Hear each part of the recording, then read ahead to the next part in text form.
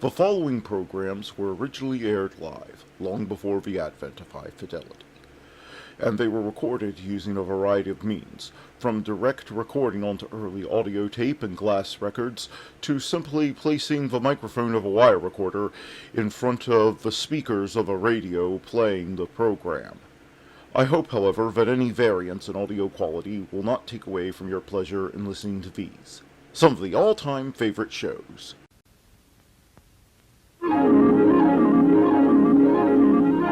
The following program is brought to you in living color on NBC.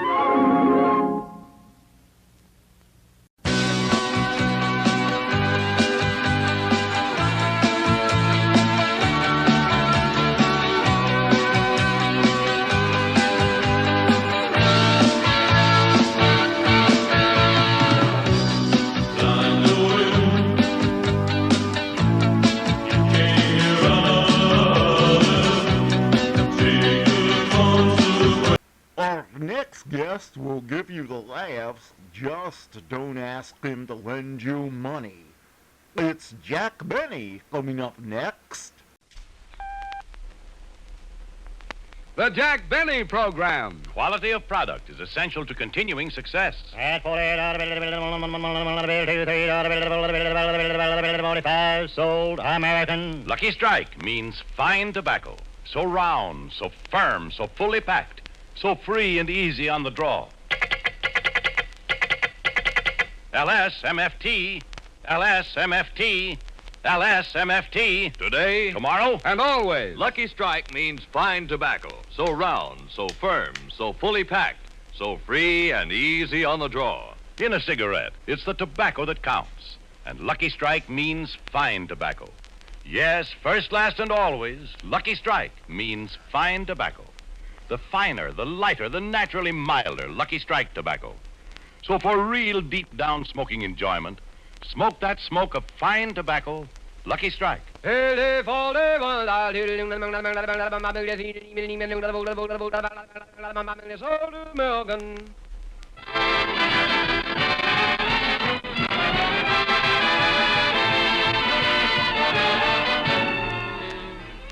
Broadcasting for the military personnel at Fitzsimmons Hospital in Denver, Colorado. The Lucky Strike program starring Don Wilson.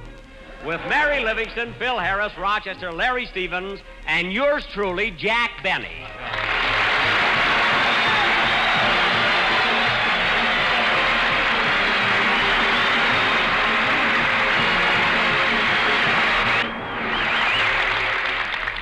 And now, ladies and gentlemen, it gives me great pleasure to introduce a man whose voice is familiar to millions. A man whose personality and charm has captivated the listening audience of America. A man whose good humor and contagious laughter has brought sunshine and happiness into homes from coast to coast. The star of the Lucky Strike program, Don Wilson.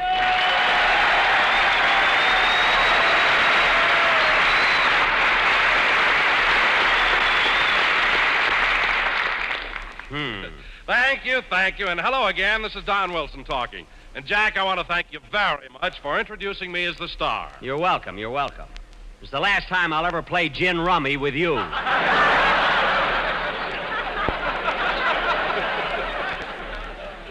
and such silly stakes. Well, it's your own fault. You won't play for money.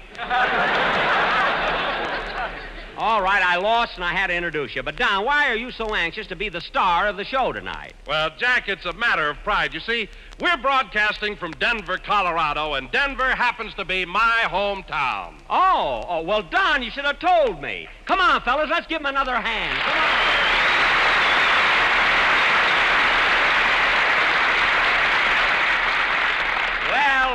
Well, so you were born right here in Denver, eh, Don? That's right, Jack. Well, you've gone a long way since then. I bet your folks are very proud of you being a big radio announcer. Well, frankly, Jack, they're just a little disappointed. Disappointed? Yes, when I was born, my father thought I was going to be a jockey.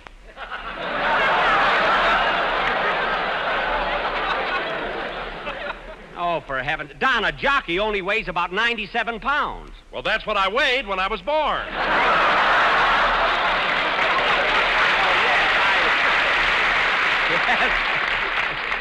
Yes, I should have known. I'll bet your bassinet was the only one equipped with a block and tackle. What a baby. The block and tackle must have come in handy for talcum powder operations. Hey, Don? Jack, you can kid me all you want to, but I was the cutest baby you ever saw. I can imagine. Yes, sir. Say, here's a picture of me when I was 8 months old. Let's see that, Don. Well, I'll be darned. That is cute. There you are, riding on your father's back. No, Jack. No, that's my father riding on my back. Oh, yeah. I got mixed up because his feet were dangling there, you know. Anyway, Don, it must make you very happy to be back in your own hometown. And to show you Hello, Jack. Hiya, fellas. Oh, hello, Mary.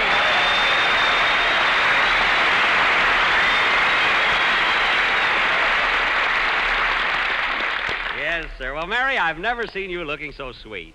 And that two-piece outfit you're wearing, it's terrific. Well, thanks, Jack. I'm glad you like it. You know, the skirt is made of nylon from a parachute. The skirt? Made out of nylon from a parachute? Yes. What about the jumper? Oh, he got away. I didn't mean that. Anyway, that's a cute idea, making a skirt. No, really, it's cute, making a skirt out of an old parachute. It looks so... Say, Mary, what's that string hanging down the side? That's a ripcord, and don't you dare touch it. Well, anyway, you look nice. Say, Mary, do you know what I just found out? Denver is Don's hometown. That's right, Mary. I was born here. I know it, Don, and I even wrote a poem in your honor. Oh, you did, Mary? Well, that was very nice of you. It certainly was. Let's hear it, Mary. Okay. To you, Don Wilson, our announcer. We love you all. Yes, every pound, sir. Well... From the front or from the back. So round, so firm, so fully packed.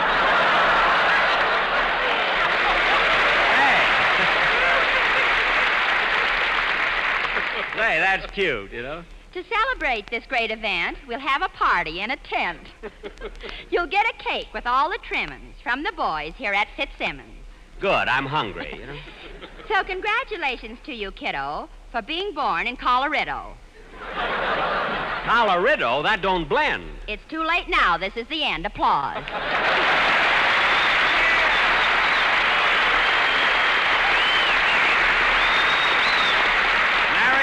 Mary, that was really clever. And, Don, I don't want to make you feel bad in your hometown, but they think a lot of me here, too. In fact, Denver took a little hint from St. Joe. What do you mean, Jack? What do I mean? I'm talking about my welcome to Denver. Didn't you notice anything when we drove through the streets from the station to the hotel? Well, all I noticed was that it was snowing. Snowing? Well, how do you like that? The Chamber of Commerce told me it was confetti.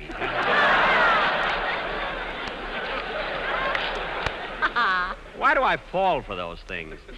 I had to fill up my pockets with it yet. But confetti or no confetti, I like Denver. Yes, I remember playing the Orpheum Theater 20 years ago. I played here 1 week, and when I had to leave, there were tears in my eyes. I wish the police department would stop using that stuff. Yeah, 20 years ago. Jack, what are you talking about? Oh, nothing, Mary. I was just reminiscing, that's all. Come in. Mr. Benny? Yes? My name is Mervyn Van Dyke, and I'm from St. Joe, Missouri. Well, I was in St. Joe last week. Yes, that's why I'm here. The people of that fair city have voted to place a statue of you in our public park. A statue of me? Well, gee, this is an honor. Where do I have to go to pose for this statue? Oh, you don't have to go anyplace. I'm the sculptor, and I'm going to make it right here. But look, I'm on the air now. You just can't make a statue of me. Oh, yes, I can. Hey, boys, bring in that clump of clay. Look, Mr. Van Dyke, why can't we do this One side, Mr. Benny. Okay, boys, lay it right there. Look, Mr. Van Dyke, you can't leave that clump of clay here. Now, why can't we... Now, Mr. Benny, I'm ready to start. If you'll just hold still, I'll take one look at you and one look at this clump of... Say, this isn't going to need much changing after all.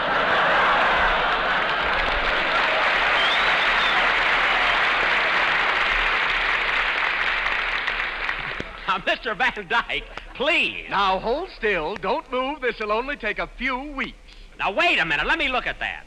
Look, Mr. Van Dyke, you mean to say you're going to make a statue of me out of this... Stop fingering my clay.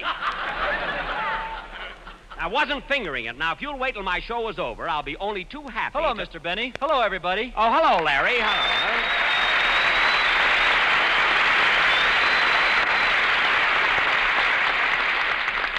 Say, Mr. Benny, what's that man doing over there? Oh, he's making a statue of me. A statue of you?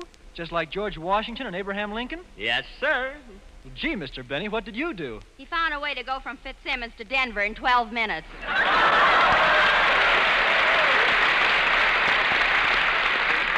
Mary. And that includes a short stopover at the Yucca Club. Mary. And if you stop there, who wants to go to Denver anyway? Mary, that's enough. Now, Larry, the boys here are anxious to hear you sing a song, so let's have it. Okay. Oh, Mr. Benny. Wait a minute, Larry. What is it now, Mr. Van Dyke? I'm starting on your head first. Would you mind combing your hair? My hair is combed. Well, then, for heaven's sakes, muss it up. I can't stand it that way.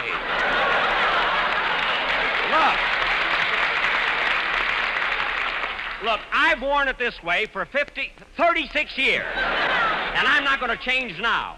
Larry, go ahead and sing, will you? Yes, sir. If that statue doesn't have muscles on it, there's going to be trouble. That's all I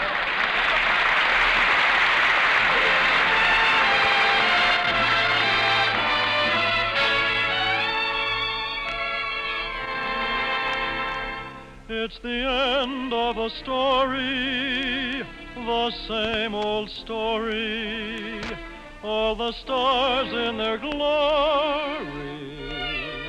No, we must part, though I have to surrender your kisses so tender that used to enchant me. Won't you grant me only this?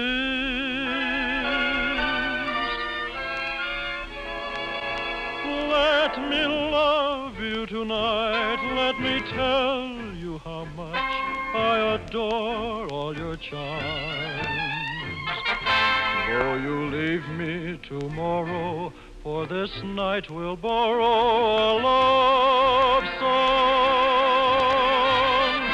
Let me love you tonight. Let me thrill to the touch of your sheltering arms. Till the scent of the roses caresses and closes your eyes. Let me kiss you tonight while the stars in the sky give a heavenly light. So when love is an ember, my heart will remember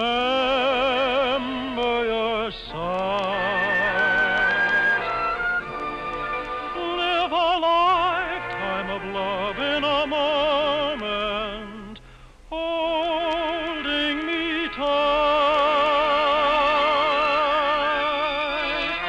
Then forget me, darling, only let me love you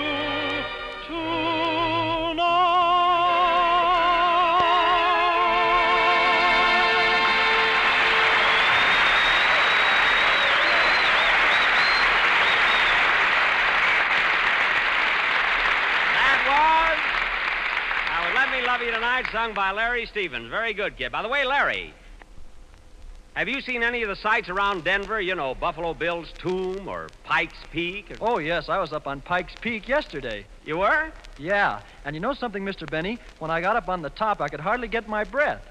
Well, certainly. So you see, kid, that's on account of the high altitude. It is? Golly, I thought it was because I ran all the way up. Well, that's logical. Oh, Mr. Benny. Oh, for heaven's sake. Aren't you finished with that statue yet? Not quite. I'm starting to chisel out your legs now. Would you mind squatting down a little and holding your legs apart? But that's such a ridiculous pose. When you're alone, yes. But I'm cutting it this way so if we ever find an empty horse, we can slide him under you. Now, look. Now, wait a minute. In the first place, you're making the legs out of proportion. Look right here. My knees aren't... Stop fingering my clay! Okay. I'm sorry. I'll let you stop. Hiya, girls and boys. Get ready to leap with joy because here comes Mrs. Harris's curly-headed boy. Yeah.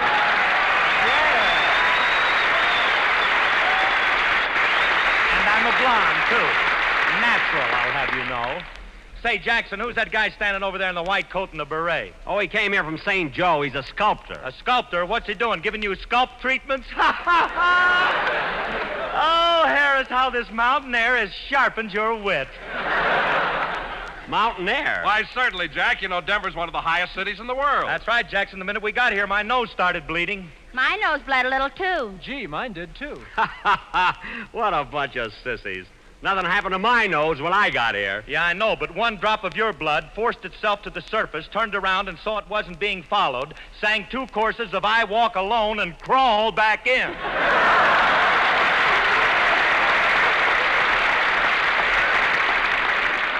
Oh, stop with those gags. I was only kidding you, Jackson. You know, I've learned a lot on this trip. You know, traveling sure is educational. Yeah, I can imagine how much it must have helped you. Well, it has. Now, for instance, today I seen the Colorado River, and gee, Jackson, it's interesting. You know, it flows along and it comes to a big bunch of dams, and after that it flows into a big reservoir. And, confidentially, Jackson, you want to know something? What? People drink that stuff. Well, Phil, this may amaze you, but do you know that there are millions of people in this country who drink nothing but water? How do you like that? And they don't even advertise the stuff.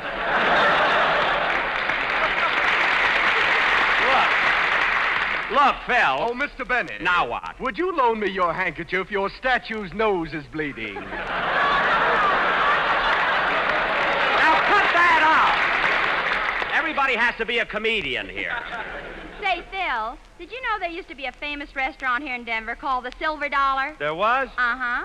In fact, it became famous because the entire floor was inlaid with silver dollars. And the walls were... Jack, come back here. That was years ago. Oh. And give me back my hammer and chisel. Here, I only wanted to scratch my back with it, that's all.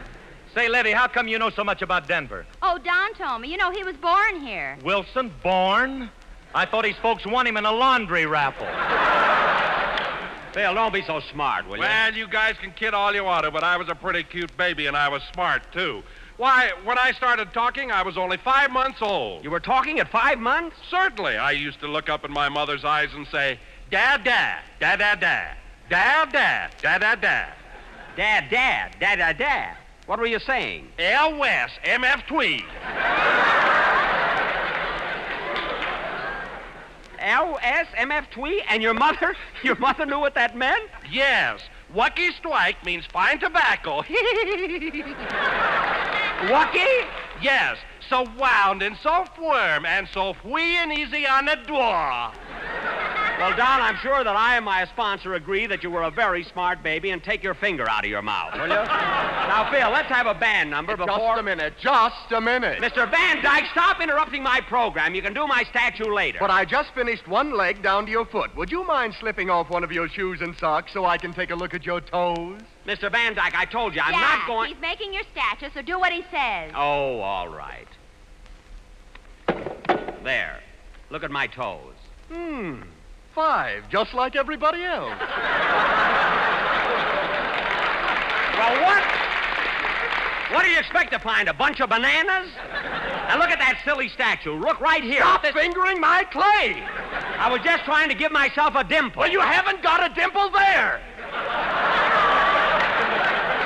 Phil, play a band number with you. Maybe you'll scare this guy away. Okay, Jack. He drives me nuts, anyway.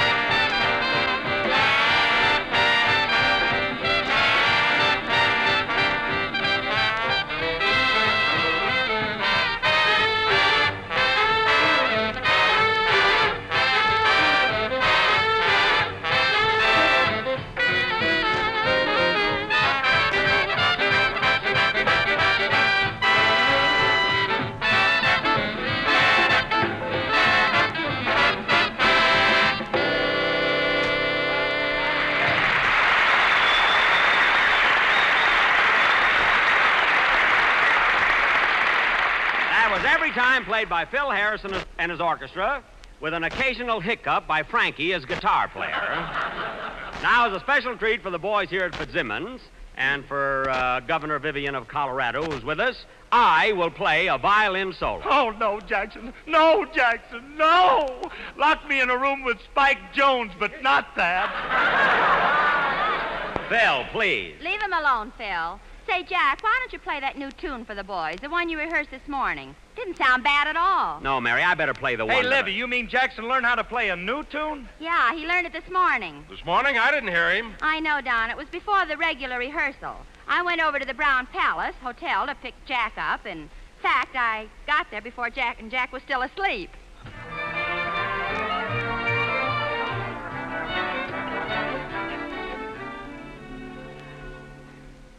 Hey, it's almost time for rehearsal. I better go in and wake up the boss.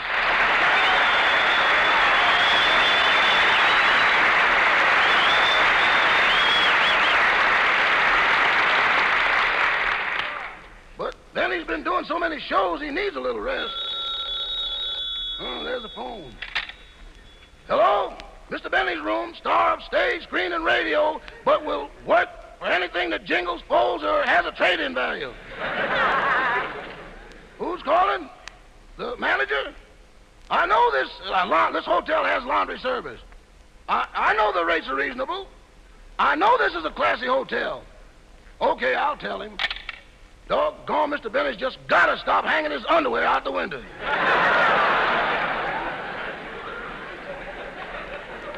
I don't mind it in the summer, but that long underwear. Uh-oh, look what time it is. I better wake him up.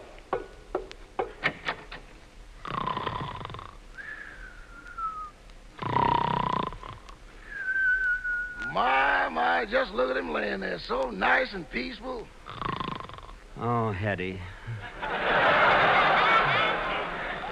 Kiss me, Hetty. Come here, Paulette. Let me put my arms around you. You too, Lana. Kiss me. What a man. He lives like a lamb and dreams like a wolf.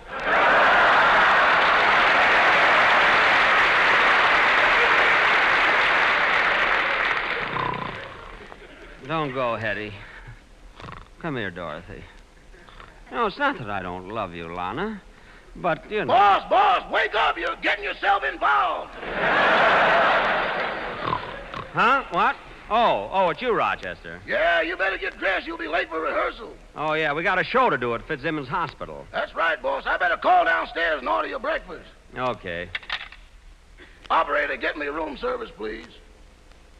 Room service? This is Mr. Benny's room. Send up some grapefruit juice, small glass. Pot of coffee, small pot. A bowl of cereal, small bowl. And make out the check while you're in that small mood.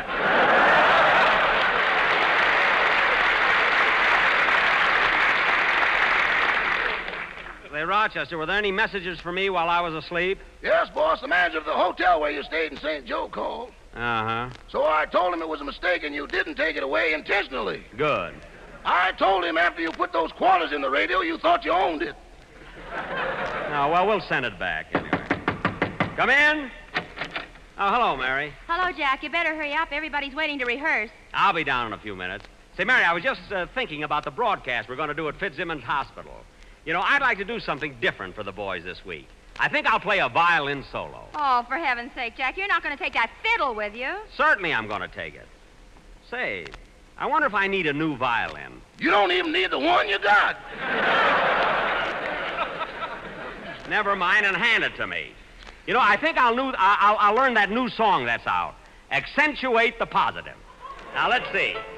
How does that go, Mary? Huh? You gotta accentuate the positive, eliminate the negative. Oh, wait a minute. I think I got it now. Wait a minute. Let me just try it. Just one.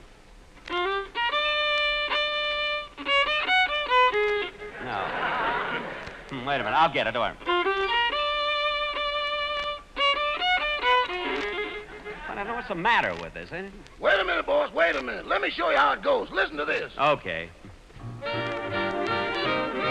You you've got to accentuate the positive, eliminate the negative. Latch on to the affirmative. Don't mess with Mr. In-Between. You've got to spread joy up to the maximum. I'm getting it, Rod. Bring gloom down to the minimum and have faith or pandemonium. Liable to walk upon the scene to illustrate my last remark. Jonah in the well, Noah in the ark. What did they do just when everything looked so dark? Man, they said you've got to accentuate the positive, eliminate the negative, and latch on to the affirmative. Don't mess with Mr. I got it, Ross. I'm coming.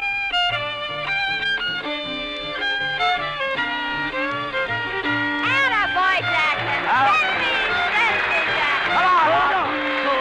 Hold on. Man, they said you've got to accentuate the positive, eliminate the negative, and latch on to the affirmative. Don't mess with Mr. In-Between. Oh, no!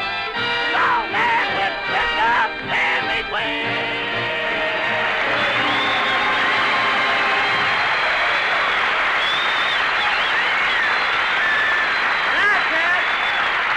That's it, Rock. I'll play that for the boys. Come on, Mary. Let's go over to Fitzsimmons. Come on.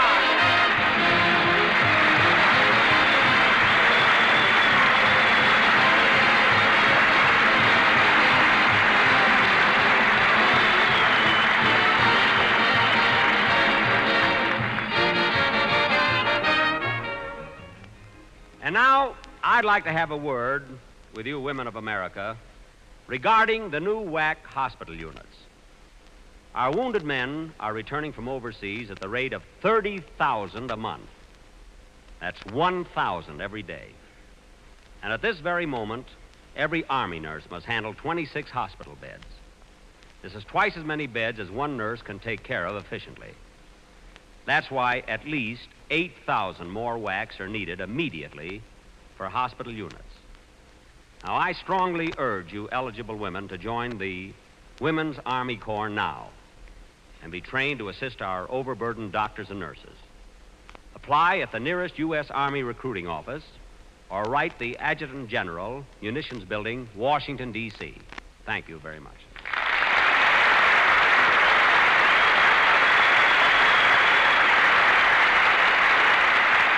Jack will be back in just a minute, but first, here are my good friends, F.E. Boone and Kenneth Delmar. Sold American. Listen to the words of an expert, a tobacco expert with 21 years' experience. Here is what Mr. Fred L. Evans, an independent tobacco buyer of Danville, Virginia, said. I know the kind of tobacco Lucky Strike buys. Naturally, then, when it comes to choosing a cigarette for myself, I go by what I see at the auctions. So I've been smoking Lucky's for 15 years. It takes fine tobacco to make a fine cigarette, and Lucky Strike means fine tobacco. Yes, Lucky Strike means fine tobacco. The famous tobacco auctioneers heard on tonight's program are Mr. F.E. Boone of Lexington, Kentucky. At 45, sold American. And Mr. L.A. Speed Riggs of Goldsboro, North Carolina. 43, sold American. Basil Rysdale speaking for the makers of Lucky Strike. LSMFT, LSMFT, LSMFT. For real deep down smoking enjoyment, smoke that smoke of fine tobacco Lucky Strike. So round, so firm, so fully packed, so free and easy on the draw.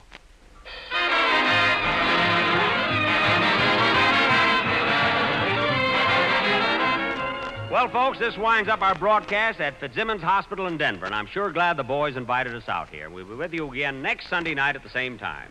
Tomorrow night, we'll be seeing you fellows stationed at Camp Carson and Peterson Field in Colorado Springs.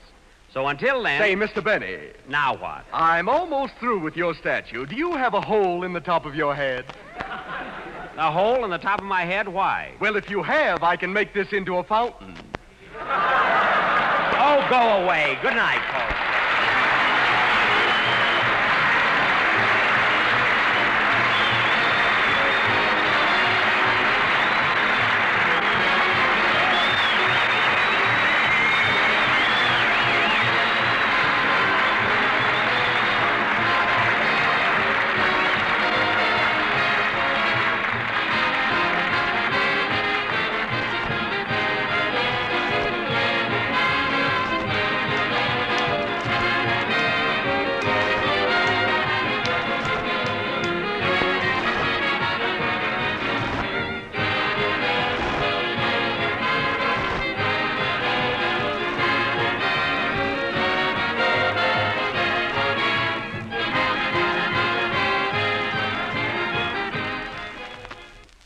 Tales of espionage are coming at you with CounterSpy next. The National Broadcasting Company presents CounterSpy.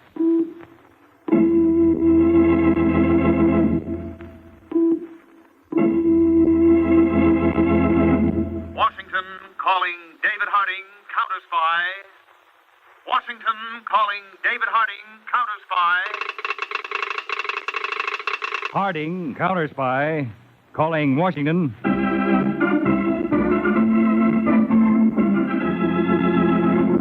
United States CounterSpy, especially appointed to investigate and combat the enemies of our country, both at home and abroad.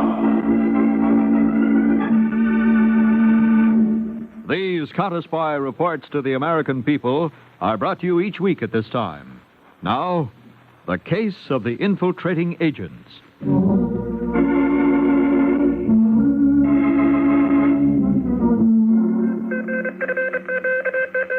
Carter, CounterSpy Field Office, American Embassy, Buenos Aires.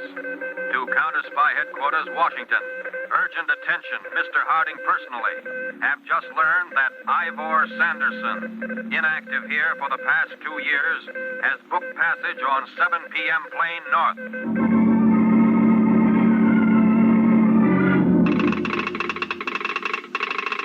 From Jones, CounterSpy Field Office, Nuevo Laredo, Mexico, to Mr. Harding, Washington. Believe man answering description of Ivor Sanderson got off plane here this morning.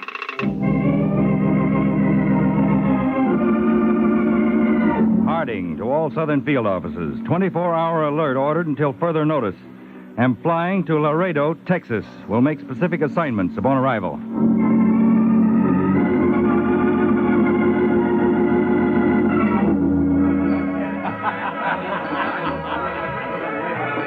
You're okay, Pepita. Plenty okay. How many times I have to tell you my name is not Pepita? Who is this Pepita? Some other girl you like better, huh? No, Pepita, you're the only girl in the world. At least the only girl in Nuevo Laredo.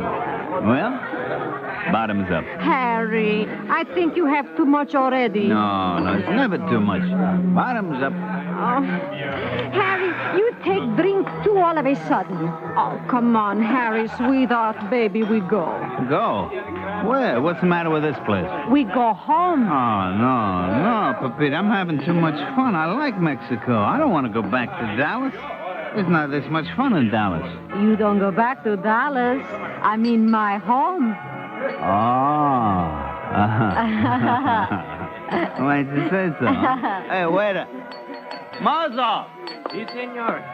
Dame la cuenta. 7 pesos. $7. Sí. Okay.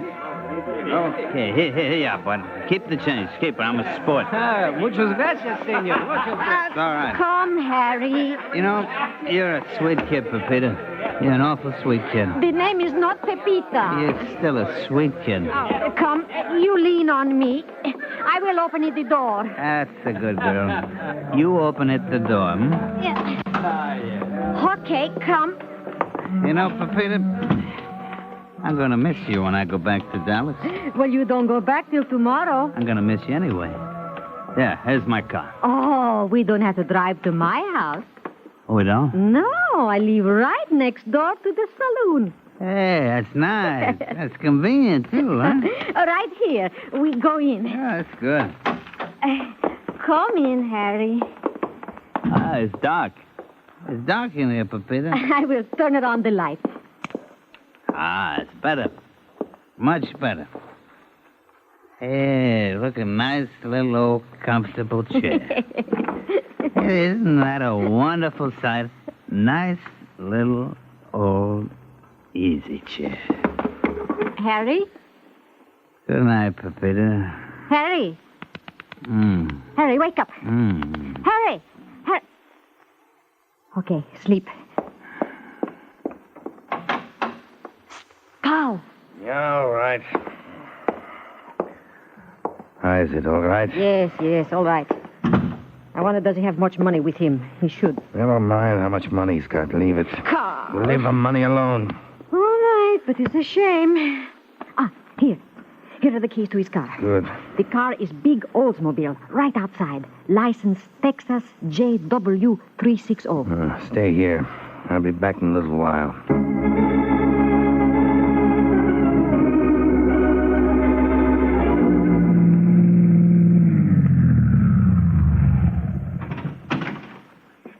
Mr. Sanderson? Mr. Sanderson? Yes, here. Come on, Carl, get out. But mustn't we drive the car to the garage? That has been the usual procedure. Get out. Yes, all right. Get out. We do everything fine for months and months. Perfect. And along comes word from Buenos Aires, and poof, everything has changed. Nothing is good. Why didn't you remain in Buenos Aires? Because our superiors believe this is too important for you to handle. Too important for me to handle, huh? What have I been handling that was not important? Yes, but not as important as this. In 5 or 6 hours, the man will wake up. We must have the car back by then so he can be on his way. If we must take off the tires and put the stuff inside as usual, we'll have to get it to the garage quickly. No, the merchandise does not go into the tires. What's the matter with the tires? We're putting it in the tires all along. I don't like what you've been doing all along, Carl. Please, you forget my contribution. Is that so? That is so. It was me, Carl, who thought of finding these tourists, having them innocently smuggle the material across the border in their cars. It was me alone. You know, this job is too much for you. Oh, now something big comes along, but it's too much. This is no bigger than usual. You weren't sent from Buenos Aires for something no bigger than usual, I know. Do you? Of course I know. What, for instance? It is plans in microfilm to the organization to infiltrate the area of the new hydrogen bomb plant in South Carolina. Plans for our people to establish themselves as residents and get employment in the construction work. And later, when construction is finished in the plant itself. Isn't that right? Very right. You see, I know. That's too bad, Carl. Mr. Sanderson, no. I'm sorry, Carl. No, please, I didn't know. I only guessed. Well, you guessed too well. Please, then. don't kill me, please! A little later or a little sooner, it didn't make any difference, Carl. You were not to be trusted.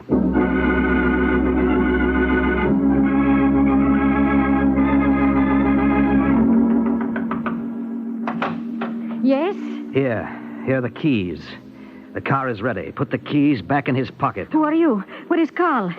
Carl has been transferred. Transferred? Yes, transferred to another area. Put the keys in the man's pocket. Everything is ready.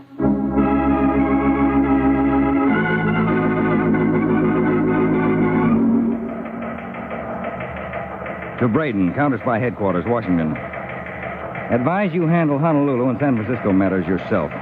Don't know how long I'll be here. No break as yet. Case still requires my personal attention. Harding. Yes, I'll be right with you. Signed, David Harding, CounterSpy Temporary Field Office, Laredo, Texas. Yeah? That Oldsmobile with the Texas plates JW360 just left the Mexican side and started across the International Bridge. Oh, good. You want to step over to the window, Chief? Yeah. Here it comes, Mr. Harding. Oh, I think it ought to have a regular customs examination right down the line. Okay, I'll take care of it myself. Make it look regular, just in case we're being watched. Right. Here it comes. I'll wait inside. Tell the driver I want to see. Right. Good morning, sir. What's good about it? Ooh. Rough night? Rough. It was brutal. My bags are in the trunk. I've got nothing to declare. I didn't buy anything. Nothing at all to declare? Nothing except what I ate and drank. I'll open it up. Give me the keys, mister. I'll open it. The man inside wants to see you. About what? Well, you'll have to ask him. One standing right inside the door. All right. Did you want to see me? Hello, Mr. Harding. Hello, Peter. How'd it go? As expected. This girl, Pepita, picked me up in the cafe. We had a few drinks. When she thought I was loaded, she took me to her place. When it looked like I passed out, she called in a friend named Carl. Yeah. They lifted the car keys off me, and Carl left. 5 or 6 hours later, she returned my car keys. So, our suspicions are confirmed. I think that's been the pattern all the while, Chief. What do you think they hid in the car? I don't know. I didn't want to make too close an examination. Well, we ought to be able to find it. Anything new on Sanderson? Nothing other than we're afraid he slipped into this country. Mm-hmm. So start out for Dallas, Peters, and make those stops we talked about for lunch, for gas, anything. Well, someplace between here and Dallas, they should try to lift the car from you. And that's when we nail them. I hope so. Now, as insurance, we'll use the alternating method in staying with you. Somebody in front, somebody behind, all the time. Right. I'll try to be in contact with you from time to time.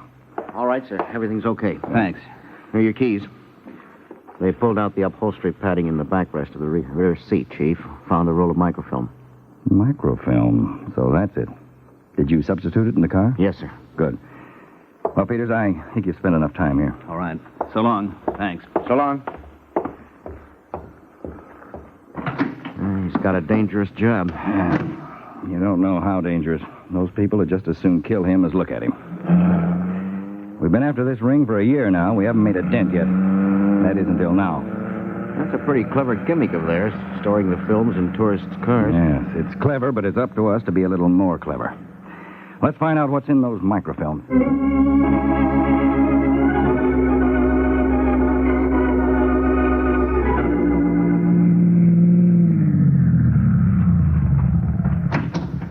Yes, sir. Fill her up? Yep. How's the oil and water? They're okay. Just fill her up. Any sign of them, Peters? I didn't see a thing, Chief. I just heard from both your follower and your leader. They didn't see any sign of them either. We developed that microfilm we found in the car. Big stuff? Bigger than we figured. That 400 square mile tract of land up around Aiken, South Carolina. Hey, that's where the government just announced it's going to build a hydrogen bomb plant. Exactly. The microfilm has orders to agents in a dozen or more states to get rooted around that project, even before it started. When the call goes out for workers, those agents will be right among them. So I don't think they'll let your car get too far out of their sight, Peter. They must be around someplace. Maybe they have the setup spotted. No, I don't think so. Do you think they're waiting till I get closer to Dallas? Hey, you're getting a customer. Yeah. Just a minute, ma'am. Be with you in a minute. All right. Well, there you are. Filled up. Okay. Sure the oil and water okay? Yeah, they're okay. Please. I'm in an awful hurry. Well, but this gentleman If here... the lady's in such a hurry, go right ahead. I've got plenty of time. Okay. Fill her up, ma'am? No, I don't need any gasoline. There's something wrong with my car, and I've just got to get to San Antonio. Well, we'll take a look. Yeah, it's hot, all right. It's boiling. What is it, the fan belt? No, fan belt seems to be okay. I was just driving along, and it started to steam all of a sudden. Oh, let's check the water. Oh, that's it. No water? Can't see any. Oh, you got a leak, all right, a bad one there. See how it's dripping down on the pan there? Oh, will that take long? Well, long enough. Got to find the leak, then I got to fix it. Oh, dear, I've got to be in San Antonio by 1 o'clock. Well, with this car you won't. I got 2 other jobs sitting in the garage back there. Be at least 1:30 before I can get to it. Is there bus or something? Well, not one that'll get you to San Antonio by 1 o'clock. Oh. Sir, could you take me? Are you going to San Antonio? Me? Yes, I've just got to be there. I've got an appointment, and I can't miss it. Well, why don't you give the lady a lift, mister? You got an empty car. Well, sure. Sure, it'd be a pleasure, miss. Oh, thank you very much. You don't know what a favor this is. I've got to be there. I'll come back tomorrow for the car. Is that all right? Sure, it'll be ready anytime tomorrow. That'll be 2:06, mister. Yeah, sure.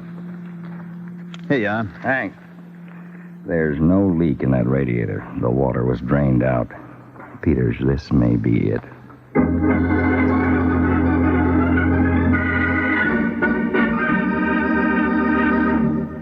You are listening to the case of the infiltrating agents on CounterSpy. Have you met our new baby yet? I mean NBC's new baby, The Big Show. And what a baby it is. The biggest baby you ever heard. And he's not crying either.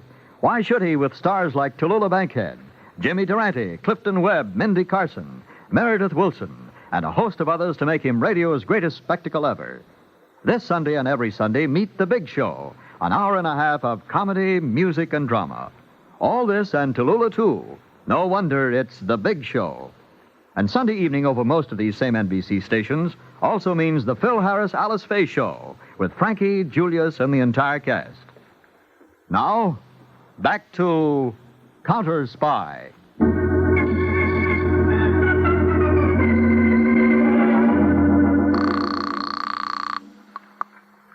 San Antonio CounterSpy Field Office. This is Harding. Peter stopped at point 14, filling station. Car drove up with a steaming radiator, and a girl, 5'4", 120 pounds, 25 years old, got out and hitched a ride to San Antonio with Peters in his car. That looks like it. And, check on the license of the car she left here. The 1949 Plymouth two-door, painted maroon, Texas license 3T152. Okay, Mr. Harding. Now get that information out to all cars. Because if she's one of the ring, she might try to pull a gun on Peters between here and San Antonio. Take over his car. Right. I'm turning the filling station back to the owner right away and joining the parade. But keep shooting out bulletins over the air. We're getting close.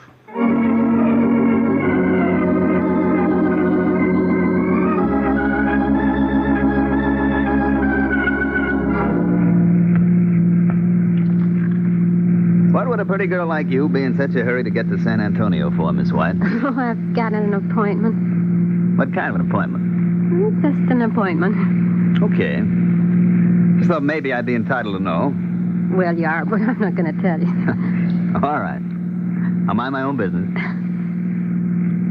You're sweet, Mr. Peters. Harry. Very sweet. Harry. Where do you live? In Dallas. Where do you live? In San Antonio. They're too far apart. Dallas and San Antonio. I guess they are. Oh, there's a nice lunch stand coming up. Would you like to get some coffee? I thought you were in a hurry to get to San Antonio. Well, I am, but a few minutes won't hurt. It won't hurt you. It won't hurt me. It's really a very nice place. I've been there before. Must be. It's kind of busy. Oh, a lot of people who travel between San Antonio and Laredo know it. Oh? Yeah. Thank you. You know, I was kind of hoping you'd want to stop. I thought, though, that you were in too much of a hurry. Oh, well, I'm never in too much of a hurry for a cup of coffee. Good.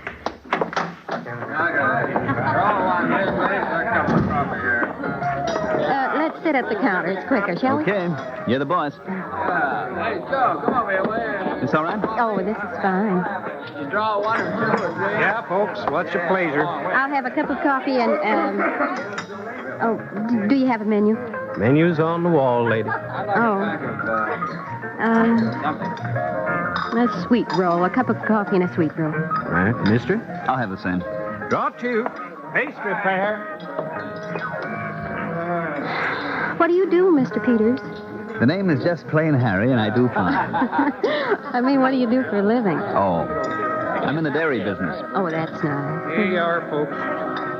Your coffee and a couple of sweet rolls. Thank you. Would you like some Hey, buddy. What's the matter? You drive up here in a black Oldsmobile? Yes, why? Well, somebody's driving off in it, and it ain't you.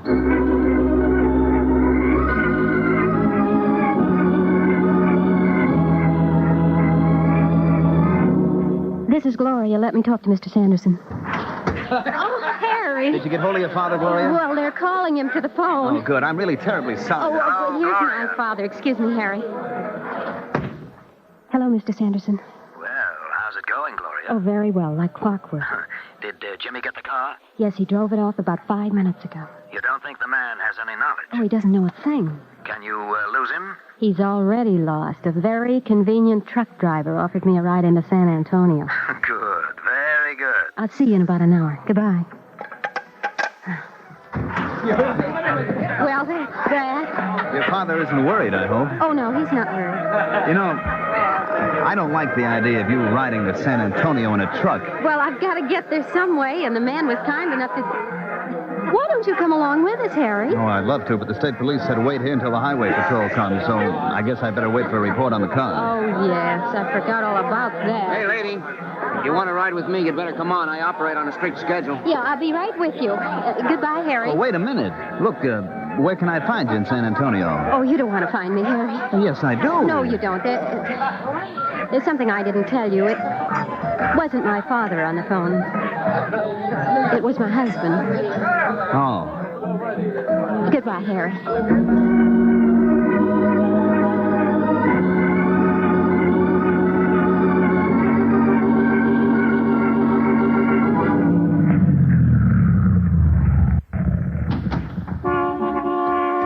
Peters.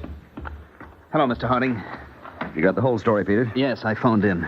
Was someone able to stay behind my car? Michael stuck with it all the way.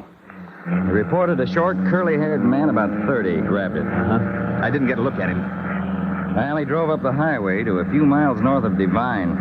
Pulled off on a side road. Mm-hmm. He apparently lifted the stuff out of the back seat. And 5 minutes later, a Ford drove up. Michaels reported the curly-haired man got in, headed for San Antonio. The timing is perfect. Yeah. Well, what about the girl? Well, Jones' truck pulled into the restaurant, and he put on a big act of sympathy and offered her a ride to San Antonio, and she took it. Good for Jones. We'll hear from him just as soon as he drops her. She won't get out any place near where she's going.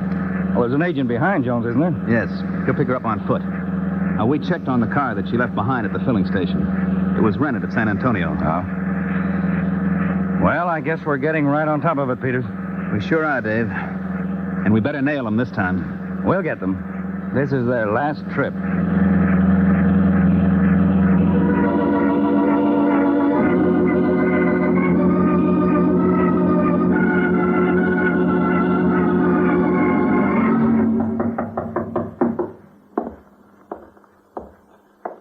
Yes? Who is it? It's me, Gloria. Well, hello, Gloria. Mr. Sanderson. Come in, come in. Well, how'd you like that for turning a trick? It came off very well. The poor man never knew what hit him. He'll find his car in a few hours. He'll go on back to Dallas and write the whole thing off as a streak of bad luck.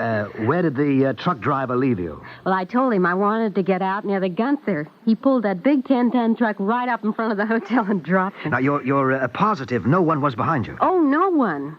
I walked 3 blocks, hopped a cab, and here I am. Good work. Could Jimmy bring the package in all right? Oh, yes. Yes. Here it is.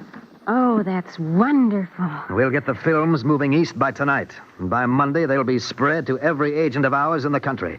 We're a step ahead of these people every foot of the way. Nothing will stop us, Gloria. Nothing. I never doubted anything would. All right, now. Let's get ready to move out. I want to be on our way east in an hour.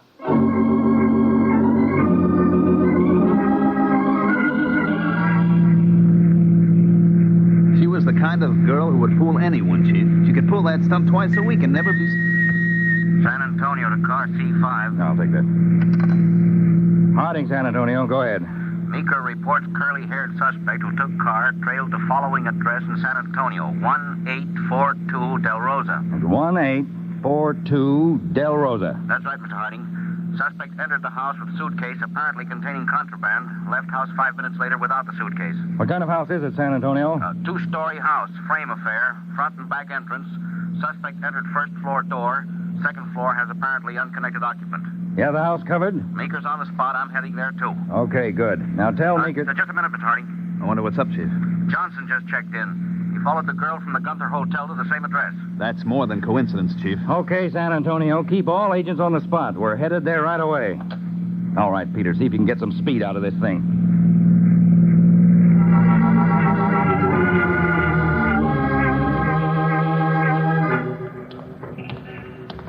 There's Jones, Mr. Harding.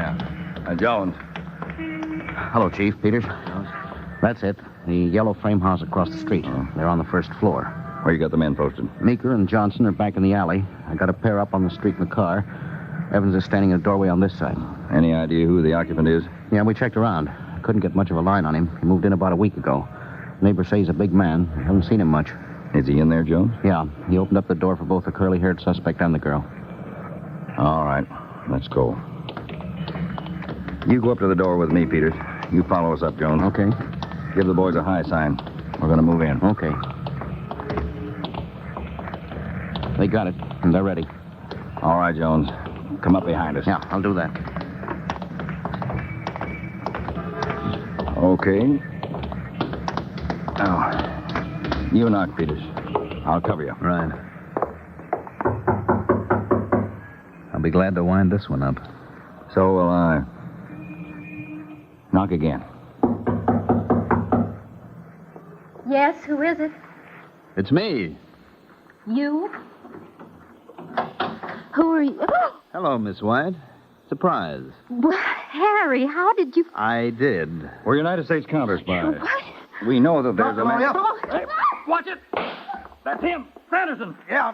Oh! You got it, Peter. Come on. You hit me. You hit me. Get me a doctor, will you? All right, Sanderson. Take it easy. We'll get you a doctor. I'm hit. I'm hit bad. I need a doctor. What did you do to him? What did you do to him? Anderson's all right, lady. He's not hurt bad. There are the films, Chief. All ready to go. Yes, and the only place they're going is where we're taking them. The only place these people are going is where we're putting them. Come on, all of you, let's go.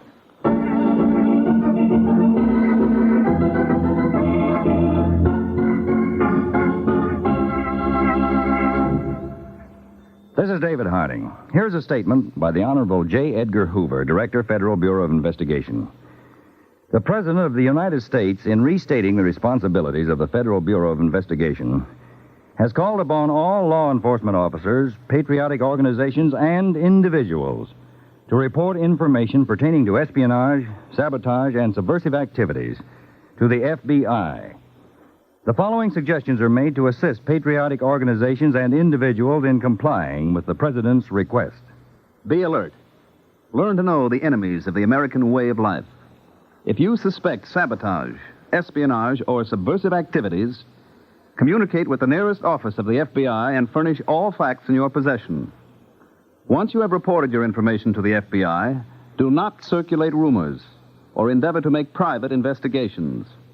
Leave the investigations to trained investigators who have access to data acquired over the years on individuals engaged in subversive activities. The internal security of the United States can best be assured with the cooperation, aid, and assistance of every law-abiding person in our nation. Tune in every week, same time, same station, to CounterSpy. Listen next week for the exciting Case of the Invisible Insurrectionist. Behind the nationwide headlines of a recent murder attempt lies a strange story of a certain organization to whom misery was a necessity and treason a way of earning a living. How your counterspies answered this challenge by proving that charity doesn't always begin at home will be revealed for the first time next week in Case of the Invisible Insurrectionist on CounterSpy.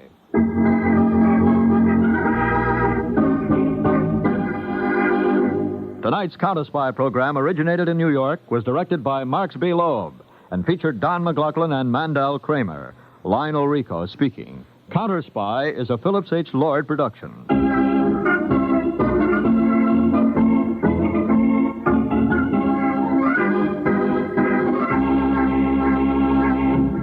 Three chimes mean good times on NBC. Hey, man. How about we check in with Fibber, Magee, and Molly next? That sounds good to me. For Pet Milk, the Fibber, Magee, and Molly program.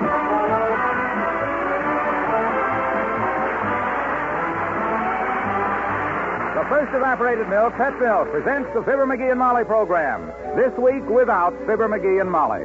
Like so many other people, Fibber is recovering from an illness. Molly is looking after him, and they both expect to be back with us next week.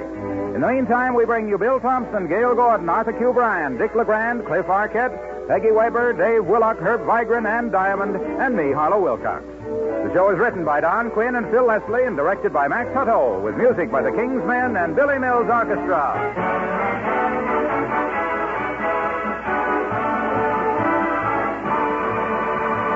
Day after tomorrow, in the home of Mr. and Mrs. Harry Zarif of New York City, 4 excited youngsters will blow out the candles on their 7th birthday cake. Yes, the famous Zarif quads, so tiny and delicate at birth, will be celebrating their 7th birthday.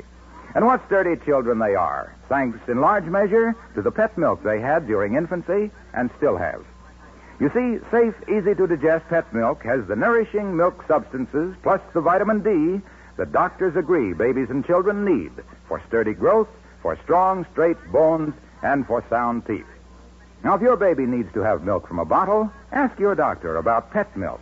And remember, pet milk isn't just a baby food. It's an all-family food, an all-purpose milk. Get pet milk at your grocer's tomorrow.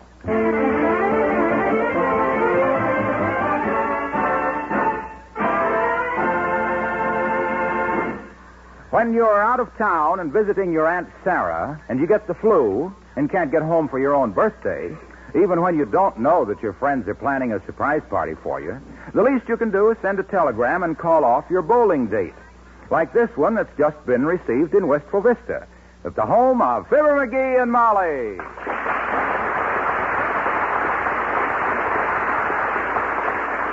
The telegram was addressed to... Mr. Wallace Wimple, Yes, ma'am. have you any identification? Well, I have a small bullet hole in my left shoulder where a horse bit me. A bullet hole where a horse bit you? Yes, it was a colt. My brother was playing with it, and I didn't realize he was loaded. He was terribly sorry when he sobered up. This is all very interesting, but what about some identification? Well, he's a tall, thin man. with No, not your brother, you. Oh, well, I'm a small, rather delicate man with a gray hat. Please. How do I know you're Wallace Wimple? Can you prove it? Certainly. There's the telegram. Right here. Well, there's my name right on it. Wallace Wimple, see? Yes, how silly of me. Here you are. Thank you. Let's see. McGee sick at Aunt Sarah's with influenza. Says sorry can't get home to bowl with you and Dr. Gamble tonight. Please inform Dr. Gamble. Regards, signed Molly McGee. Oh, for goodness sakes, the surprise party. I better run and tell Dr. Gamble right away.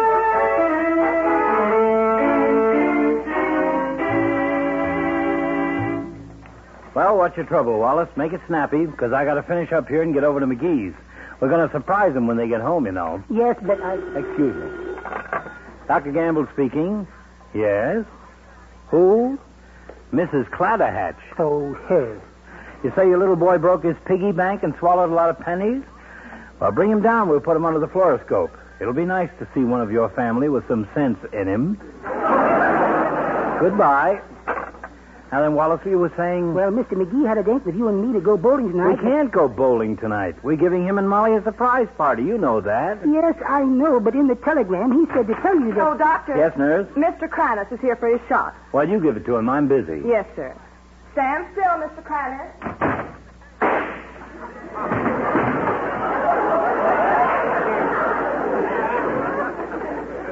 Now, look, Wallace, the McGees will be in on the 8 o'clock train. They'll probably take a cab to the house because even McGee wouldn't let his wife carry 2 suitcases that far. So about 8:15, we'll turn out the lights, hide just inside the front door, and when they walk in, we'll all holler, surprise! How about it? As I was saying, I don't think we can surprise the McGees. Oh, sure we can, Wally. Ole and Wilcox are over there now fixing up flowers and stuff. Ole's wife is fixing smorgasbord. We got a caterer coming with the rest of the food. But, Doctor, I just got a telegram that said he wouldn't... Doctor? Yes, nurse? You're wanted at the hospital right away. Emergency? Yes, Dr. Homschlager wants you to take a look at his hand. Cut it with a scalpel? No, he's playing bridge with 3 interns and was just dealt 13 spades. Tell him I'll be right over. See you at the surprise party, Wimp. Cancel the rest of my appointments, nurse. Oh, you better let me put something on your lip, Mr. Wimple. You seem to have bitten it.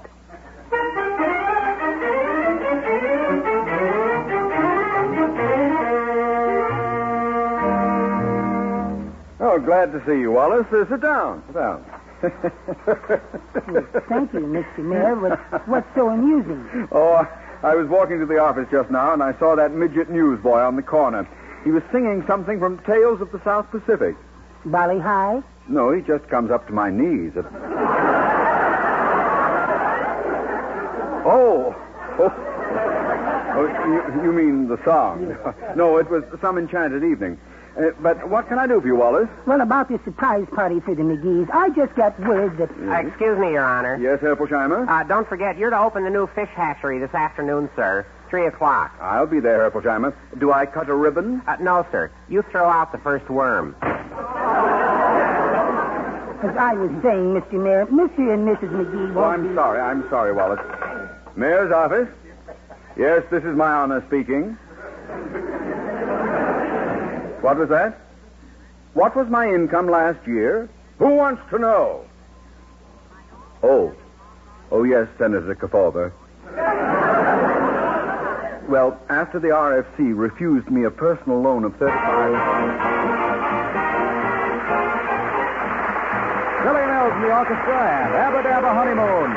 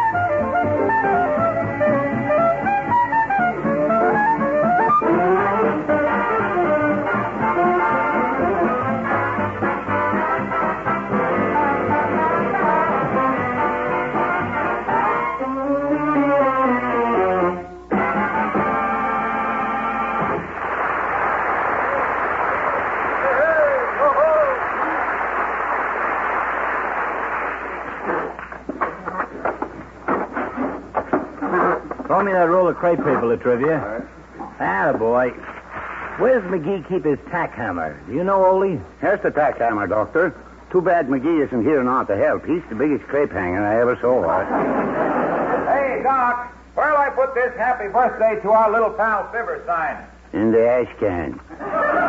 Put it on the mantel, Harlow, so he'll see it the minute he comes in the door. And, hey, wait a minute. That sign painter spelled it wrong. Where, Doc? The word birthday. He spelled it B-E-R-T-H. Oh, that's all right. He's coming home in an upper. He says he can't sleep down close to the wheels. He lets Molly sleep down I've in the been door. trying to tell you.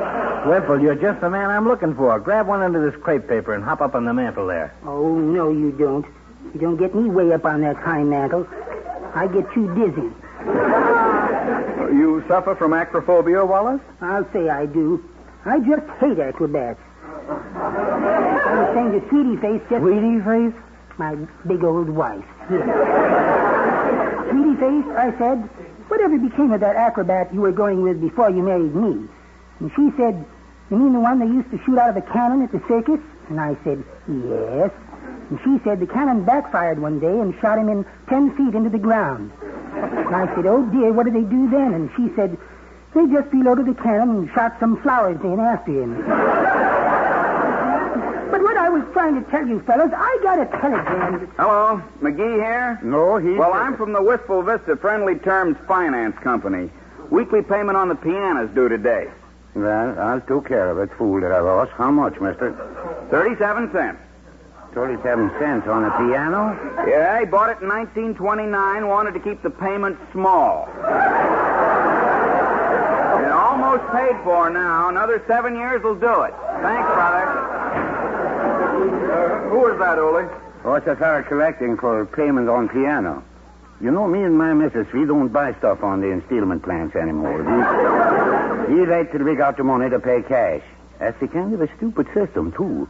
You know, every time you got cash saved up to buy something you've been wanting, nobody drives a horse anymore. Then when I save up to buy a player piano, radios is the new stuff. Hey, Doc, I was just out in the kitchen, and Ole's wife is making some terrific smorgasbord. Wait till you taste it. That smorgasbord, Harlow, is a special request from old Doc Gamble. Oh? Hope she doesn't put too much board in the smorgas, though. Hey, somebody give the catering company a ring, will you? Yes, I'll call them. They should have been here by now. Hello, operator. Give me the Wistful Vista catering. Who? Mert? Mert who? No, this is not Mr. Magee. Oh, this is... that's not the way you do it, Mr. Mayor. Give me the phone. Hello, Mert. How's every little thing, Mert? Cheers, eh? What say, Mert? Your brother going to shoot the mayor, eh? What? What's that? Who's going to shoot me? Mert's brother says he's going to shoot you a game of billiards at the Elks tomorrow. What say, Mert? No, just lay there. Okay, goodbye. What did the caterer say, Wimple? Oh, good gracious, I forgot to ask for him.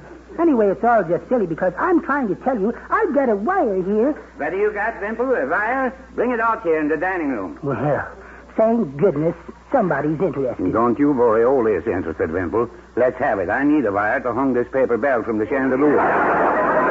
Hey, well, what's this? I told you... You told me you got a wire. Now you hand me a piece of yellow paper. How can I hang bells from a chandelier with pieces of paper? But, Ole, this is important. Wait a minute, Ole. I think your wife wants you. She's motioning from the kitchen. Huh? Oh. Well, don't stood there waving their arms, Helga. If you want something, come on out here. Yeah, Ole. I just want to make small suggestions. Well, whatever you want to say, go ahead and say it. Well, I just thought maybe... Look, you don't have to be timid. You want these fellas to think I don't let my wife say something? This is America. Even wives get free speech here. Even wives, he says. My big old wife, Sweetie Face, talks so much. So you go ahead and spoke up, woman. You got suggestions? Make suggestions. Yeah, Ole. With red, yellow, and green crepe paper in the dining room, you shouldn't hang purple bell from the chandeliers. It clashes with the pink tablecloth. That? Now, look, don't make disrespect for the papa in front of strangers, woman. Yeah, Ole, but you told me. We talk about this later when we get home. Yeah, Ole. How's the family, Mrs. Swenson? Haven't seen the kids for a while, and I thought... Yes, you've got a fine family, Mrs. Swenson. Swell-looking bunch of kids, yes, sir. What did you raise your babies on? What do you suppose Wilcox hopes she raised them on, Doctor? Branded sauerkraut? Loaded question if I ever heard one. All the children on canned milk, Mr. Wilcox. We got fine kids, all right. Big and strong like their papa. Now, this canned milk that your babies grew so strong and healthy on, Mrs. Swenson, do you know the name of it? If she answers that anyway but one Latrivia, Wilcox will be back in Chautauqua next week. Well, one generation was spared that anyway. Think of it in a minute, Mr. Wilcox. We use it for years. Then me and Ole have our first date. I fixed coffee, and we had this milk from a can with a picture of a little cow on the side. Pet? Oh, we hold hands a little, but my mama wants No, Mrs. Look, he means the milk. Pet milk. Oh, that's the kind. Have you evaporated milk? But it's not evaporated when I open the can. It's always in there. That's right, Mrs. Swenson, because evaporation takes out only water and nothing else. All the good, rich milk substances are left in it, you see. Oh, it's got real good substances in it, sure. Yes, sir, all the good richness of sweet, whole country milk. Everything a baby needs to grow strong bones and good, sound teeth. When you raise your baby on pet evaporated milk, you'll give that baby a long step forward on the road to health. Well, I think health is a good thing, Mr. Wilcox. You know, our little Christina come home yesterday with roses in her cheeks. But Mama make her spit them out. Who eats flowers? Nobody. Well, anyway, when you give a baby that good, safe, easy-to-digest pet milk with the added vitamin D the pet contains, you're helping that child get a great start toward... Hey, Harlow. A strong, sturdy body. And yes, Doc? A muzzle on that, if you don't mind. If we're going to surprise McGee with this birthday party, we can't waste time. Oh, my, I better get back to my smorgasbord. I wanted to cook the whole dinner, but Ole says paper stop. Well, we can talk in the kitchen while you work, Mrs. Swenson.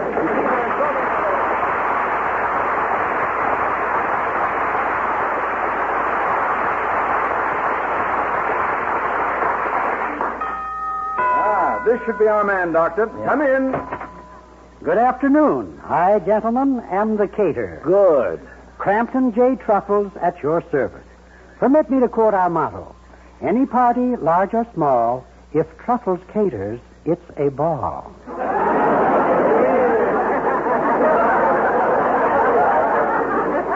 Cute?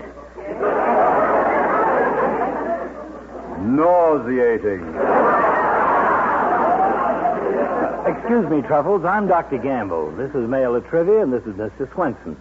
Gentlemen, Mr. Truffles. How do you Well, do? how do you do? First thing we better discuss is the menu, Truffles. What did you have in mind for tonight? A quiet evening with a little blonde Oh, you mean about the food? Yes. Well, wait till you hear what I'm going to give you for dessert, Doctor. I'm going to bake you one of my famous convention pies. Convention pie? I never heard of it. What's it filled with? Chorus girls. What? Picture this scene. As we dim the lights, you slice into the pie, and 16 beautiful girls rise out of it wearing bathing suits and riding unicycles. 300 white doves fly out. A 32-piece band concealed under the table plays Pony Boy, while the girls dance the Charleston on table, and believe me, all heck breaks loose.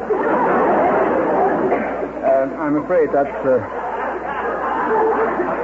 a little more elaborate than we had in mind. Yes, Mrs. McGee wouldn't like them dancing on her table, Truffles. Well, I can give you a very good price today, sir. I baked one of those pies for an Elks Club banquet last week, and they canceled at the last minute. Now, the girls are getting pretty cramped in there, and if I don't sell it soon... Huh?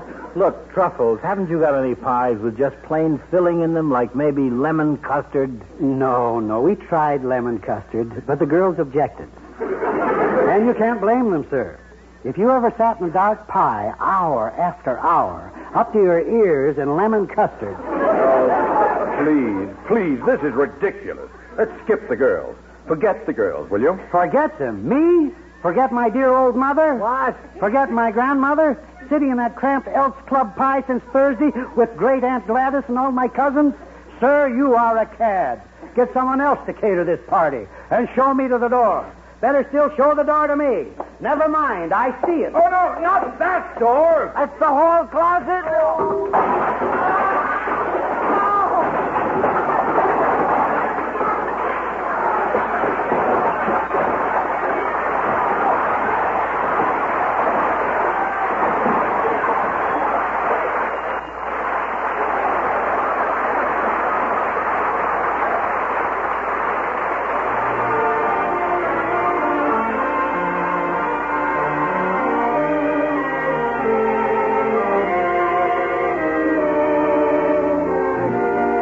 King's Men and That Old Gang of Mine. Gee, but I'd give the world to see that old gang of mine.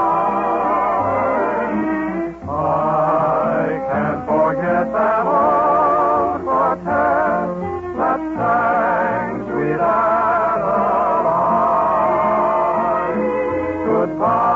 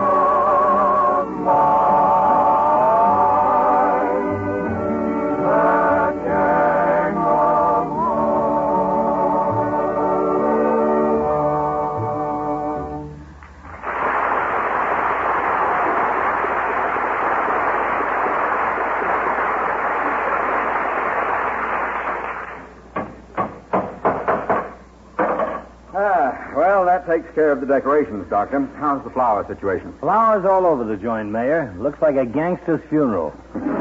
Hey, Ole, did you put the big welcome home sign over the front door? Yeah, sure. It looks very pretty, too. I hope Magee appreciates it, but he won't.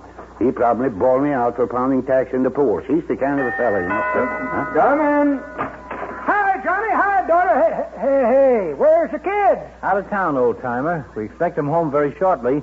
We're giving them the surprise party. Sure, stick around, old-timer. You can curl up on a cracker and pretend you're an anchovy. Oh, I just love surprise parties, fellas. Gave Bessie a surprise party for Easter. Had us an egg hunt on the front lawn of the Baptist church. Wound up by Bessie falling out of a tree and busting her leg. Too greedy looking in birds' nests. I remember one time... So do I, Doc. Speaking of surprise parties, I mind one time out west. Bunch of us was hunting buffalo. Well, anybody would told you there was buffalo was just west of New York. I mean animals, son. Well, sir, I was just topping a draw when I seen I was surrounded by Apaches. I was so mad at myself for getting caught that way, I got hot on the collar, which was celluloid, and caught on fire. Smoke started pouring out of my neck, so I twisted my neck back and forth and set up smoke signals, which was seen at Fort Laramie, 9 miles away. They sent a troop of cavalry on a young fellow by the name of William F. Cody.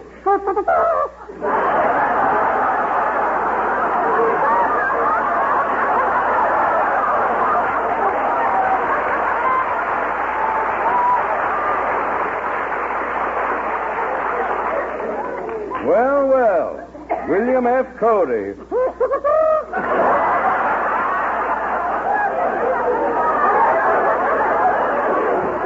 same fella. Chased them redskins away. Saved my life. And I says, son, how can I ever repay you? And he says, in buffalo hides, partner. And that's how he got to be called Buffalo Bill. Because I paid his bill in Buffalo, and that's why I hate surprise parties. So tell Johnny I was here so long.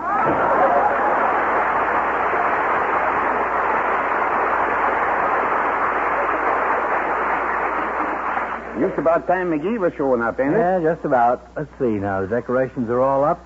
Flowers arranged. Mrs. Oley is getting the food ready. Wilcox is fixing the hors d'oeuvres. Wimple is... Hey, where's Wimple? Here I am. Well, what are you sulking in the corner for, Wallace? Because for 4 hours I've been trying to tell somebody that I got a... Hey, what time is it? My watch has stopped. It's 5 after 8. Oh, they'll be here in 10 minutes, and I must say this ought to be quite a surprise. Yes, it should. There's only one thing can spoil this party now. Yes, and he'll be coming in the door any minute with his wife. Oh, no, he won't. What was that, Wimple? I said, oh, no, he won't. Who won't what? McGee won't be coming in the door. Not tonight. What are you talking about, Wallace? I've been trying to tell somebody all day. I got a telegram from Mr. McGee. He's sick. He's at his Aunt Sarah's. He is not coming home tonight. Well, how interesting. Hey, hello, Mrs. Swenson. Come in and start dishing it out. The party is starting. And you know something? This is going to be the nicest, quietest party we ever had in this house.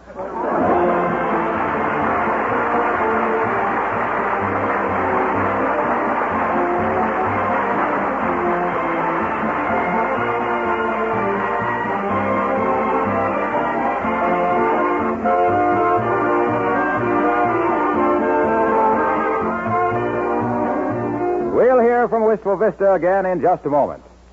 You know, many good cooks say they don't know how they'd get along without Pet's evaporated milk. There are so many everyday foods that you can make extra tasty with this double-rich whole milk. Gravy, for instance, and white sauce for creaming meats and vegetables. And for making those mashed potatoes extra light and fluffy, Pet's milk just can't be beat. When it comes to desserts, if you want to taste something marvelous, just make chocolate sauce the Pet Milk way. Then serve it on plain angel cake or ice cream or pudding. Oh, boy, it makes me hungry just to talk about it. And the reason Pet Milk makes all these family favorites double good is that Pet Milk is whole milk that's literally double rich. Concentrated to double richness by evaporation. How about getting a supply of Pet Milk at your store tomorrow?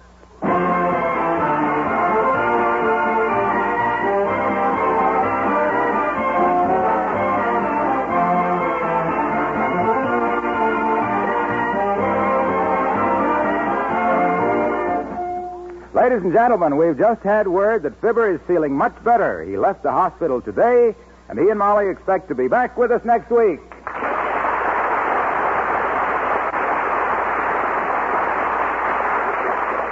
Yes, we hope to get that thermometer out of his mouth for at least a half hour next Tuesday night. Anything you want to say, Ole? No, we do enough talking for one night, Doctor. I get strange feeling if we stood here talking any longer, we're just donating our time. Yes. Good night. Good night. Good night. Good night.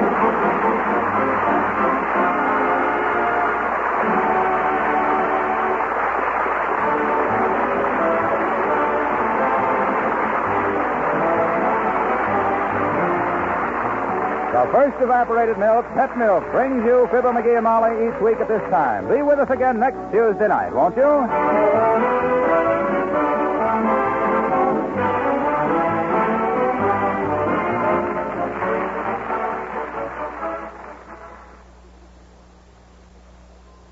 Would you be willing to take the chance of giving up what you now have in hopes of finding greater happiness? Well, that's the question Sally Carter faces in the Story of the Week on Pet Milk's Mary Lee Taylor program next Saturday morning. And what helps Sally to arrive at her decision makes this a story you won't want to miss. The second feature of this program is the husband-tested Pet Milk recipe for Princess Icebox Pie, a delicious dessert that you can make hours ahead of mealtime. Remember to set your dial Saturday morning for NBC and Pet Milk's Mary Lee Taylor.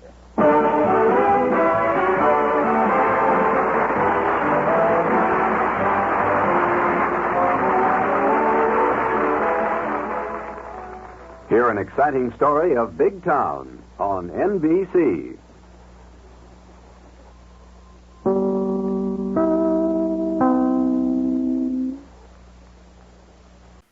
Well, Silver, wait those thrilling days of yesteryear. Well, the Lone Ranger up next.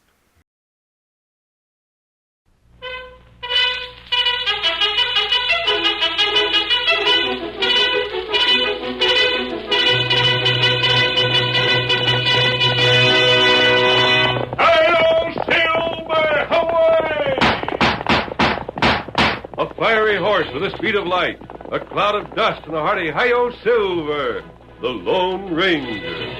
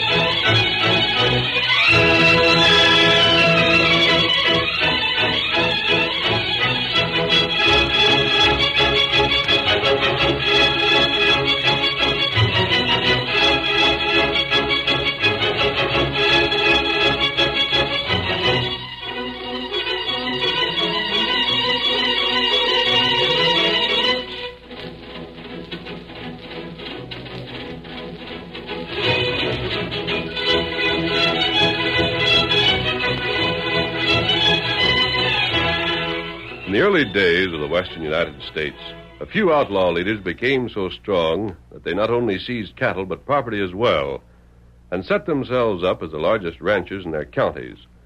The local sheriffs were powerless against them, and they might never have paid the penalty for their crimes if it had not been for the masked rider of the plains. His strength and courage were always on the side of right against might. It was he more than any other man who brought law and order to a lawless frontier. Return with us now to those thrilling days when the West was young. From out of the past come the thundering hoofbeats of the great horse Silver. The Lone Ranger rides again. Come on, Silver! We're heading north! There's going to be trouble! Hi-yo, Silver! Away!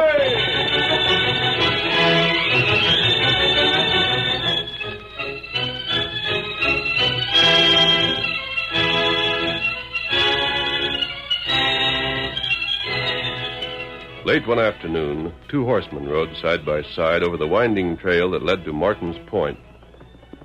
Although it was winter, the ground was still free of snow, an unusual thing for that time of the year, for this was the high Montana country.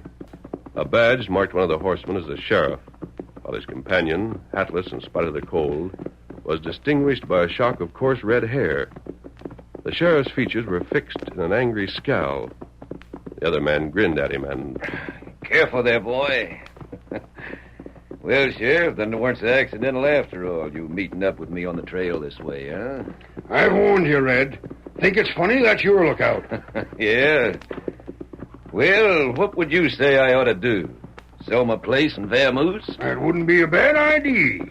What if I don't? And I'll keep my promise. You ain't so slick, Red. You'll slip up one of these days. And when you do, I'll jail you. Just hope I get enough on you to see you hanged. You mind my telling you something, Sheriff? What? You're a fool. Yeah? Who's the biggest rancher in this county? You are. Uh-huh. And who is it tells folks around here what to do? You. Up until now. Up till now? Sheriff, don't you go making any mistake. I've been telling them I still am, and I'm always going to. Don't worry none about that. And if you had any brains, fella, you'd quit trying to push me around and get over on my side. And will never be. No? No. First place, when I took office, I swore to uphold the law. I gave my word. I ain't selling out the folks that voted me in. Second reason ain't got nothing to do with this badge I'm wearing. It's personal. I don't like skunks. Never did. Especially when they wears pants like you. Sheriff, ain't that pretty strong talk? To the fellow that poisoned Deke Sims' cows? Go ahead, Sheriff. Shoot off your mouth if it makes you feel any better. I don't mind. If you could prove anything, we wouldn't be riding like this. I'd be behind bars this minute. You either killed Bob Peasley's brother or had someone do it for you. Jake Wallace borrowed money from you. Later on, he paid you back and you gave him a receipt. And you stole that receipt and made him pay over again. Sheriff, you get funnier every second. There's other things, plenty, just since you come here. I wonder what kind of a dirty game you played before you hit this state. Yeah? Well, I've declared myself red. But if I was you, there's something else I'd be worrying about. What's that? What the folks you've cheated are likely to do. What can they? I don't mean inside the law. No? I mean what they're likely to do when they get tired waiting for the law to catch up with you. What they'll do when finally they decide the best thing for fighting fire is more fire. I don't get it. I guess you do. Anyhow... If you don't, I'll make it plain. What the... Whoa, boy. Whoa there. Bob Peasley. Hey, you loco idiot. Put down that gun. Nope. And don't you go for yours. Neither one of you. Hey, what in blazes is this? I've been waiting here for you, Red. I didn't know the sheriff would be with you, but that don't make no difference. Figured on giving myself up afterwards anyhow. After what? After I drilled this sneaking coyote. Well, you can't I do heard that. what you said just now, Sheriff, and you hit it square. I'm one of them fellas who got plumb sick and tired of waiting for the law to take care of this hombre. Hey, wait. You killed Ned. Now, listen. You dry-gulched the kid like the sneaking sidewinder that you are. You never gave him a chance. No. Well, you ain't getting a chance with me, neither. Bob, don't talk crazy. I ain't talking, I'm acting. Bob, no, wait, listen. You're all wrong. Honest, you are. You don't know what you're doing, what you're talking about. Now, let me tell you the facts. Now, listen. Shut up. No, put that gun away. You yeller crying polecat. No, Bob, Hey, don't Bob, say you it. can't do that. All right, Tonto. Pick up his gun. Me get him. A masked man. What the... You shot my gun away. Quiet. I'd like to... I saved you a hanging. Vickers. Me? You, on your way. Get going. What? You heard me. Move along and keep moving. Say, who in thunder you think you are, mister? The man who's giving you your orders. Well, I don't you don't like- want to take them? All right. Now hit the trail. Now, my next shots will be closer. Yeah, I'm going, stranger. Don't shoot. I'm going. Get up, boy. Get up there. Get up there. Stranger, maybe you ain't noticed it, but I'm the law around And here. you and I, Sheriff, are on the same side. Huh? Or have you changed? Has Red Vickers scared you into backing him? Mister, I'll whip the man that says that's true. And what are you going to do about this fellow? Punish him for attempting to bring justice to a man you haven't been able to touch? Bob, what in the dickens got into you anyhow? Don't he deserve killing? Hasn't he had it coming to him since the first day he come to this county? Yep, reckon he has. But after you taken things into your own hands, what do you reckon would have happened to you? Well, I'd have been jailed, I guess. Think it'd been worth it? 1,000 times over. Maybe, if there weren't a better way to handle the situation. Huh? You seem to know an awful lot about things around here, stranger. How come? It was news of this situation that brought Tonto and me to your county. Yeah? Although it was just luck that we chose this trail to reach town and saw this fellow hiding here with a gun in his hand. So that's how you happened to meddle. Right. And lucky for you, Bob, he did. Stranger, just who are you? Well, that doesn't matter. Well, what I- does matter is the fact that Tonto and I can get you the evidence you want. Huh? A witness who not only can send Red Vickers to jail, but to the rope. You telling me the truth? I am. Where is that gent? Some distance from here. Lead me to You him and stay I'll... here where you belong and keep things under control so that no one else makes an attempt on Red's life. What are you... Here, Silver. Here's Count. You do that, Sheriff? Will you hold the lid on the trouble in this district until we can bring you the man you want? You seem a trick of some kind, is it, stranger? Have I asked anything I shouldn't? Is there anything I can gain by this? Not that I can see. How long will you fellers be gone? Perhaps 10 days, not over 2 weeks. And the hombre you're after? Knew Red Vickers several years ago. He saw Red commit a murder, but was afraid to tell the law what he knew. He disappeared. Tonto and I hunted for him for months. Now we've got a clue to his whereabouts. And I'm sure we can persuade him to talk. Mister, Well? you made a bargain. Bring me that gent and you can ask what you want. Yep. We'll ask just one thing. Yeah? The rope for Vickers. Mister, he'll get it. Good. Ready, Tonto? Uh-huh. Then come. Hail, Silver! Get him up, Tonto. Silver. The mask that hombre was wearing. Sheriff, I'll bet that masked man's The Lone Ranger? Yeah. Young feller, I guessed that right from the first. All right, Bob, get your horse. Promised the masked man I'd keep watch again trouble. So I'll make a start by riding herd on you.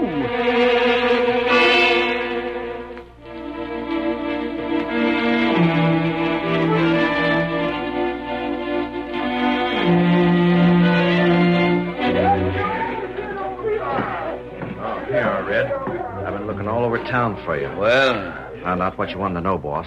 Got Bob to talk. You did? Hadn't we better step down the end of the bar where we won't be heard? Yeah, come on. This'll do. All right, out with it. Red, that masked man was a Lone Ranger. What? Hey, you sure of that? Bob claimed he was. Well, I'll be switched. The Lone Ranger. Go on, what else you learned? Boss, I reckon once you made a mistake. What do you mean? The masked man's gone to find the fellow that's got something on you. What's that? So Bob said, anyhow. Said the masked man told him and the sheriff you drilled a fellow once. And there was another fellow around seen you do it. Sam Foster. Huh? You know who the fellow is? Know him. I've been trying to locate that hombre for the past 5 years. Oh, There's just one fella alive can send me to the rope. And Sam Foster's the man. Boss, and that means... You're in a doggone tough spot. What do you figure to do? What else Bob say? He tell you when the masked man will be back? He say anything about where he was going? Then... but he won't be gone long. I got that much out of him. Oh, what are you going to... Now, wait a second. I got to think this out. Now, look, maybe this won't be so bad after all. Huh? I've always wanted to know where Foster disappeared to. I never found out. But maybe now the masked man will save me the trouble. What do you mean, Red? He's bringing Foster here. Yeah? And we're going to set fellers to watching every trail that leads to town.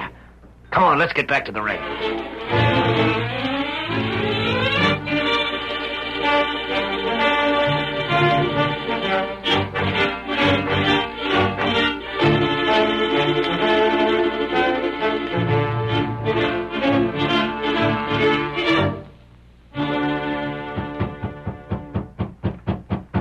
Come in. Howdy, Sheriff. Oh, it's you. Sure. Who'd you expect it to be? Well, ain't seen you around for a week or so, Bob. In fact, ain't seen you since that day we met up with the masked man. Where you been? Well, behaving myself by staying at home like you told me. Good. But that's what I dropped in for. Huh? I mean about the masked man. Like you said, it's been quite a spell since he left here. Told us he wouldn't be gone over 10 days. Figure anything's happened to delay him? Nothing happened. What? Who said that? I said it. I'm at the window. Well, I'll be... Sheriff, it's the masked man. Back again. Hey, go round back, mister, and I'll let you in. No. But... Sheriff, I have the man you want. He's waiting in camp with Tonto. Get to the saddle. We'll ride there at once.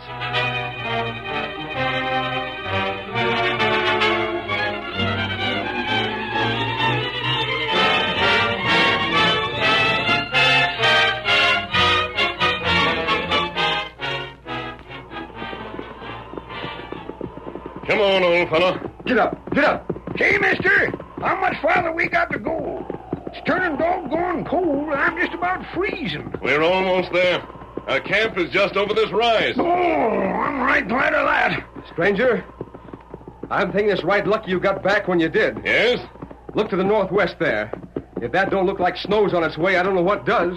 I think you're right. Uh-huh. And when snow comes to this part of the country, it don't take long for the trails to get blocked. You'd have had a fine time making it here. But we beat the storm, and that's all that matters.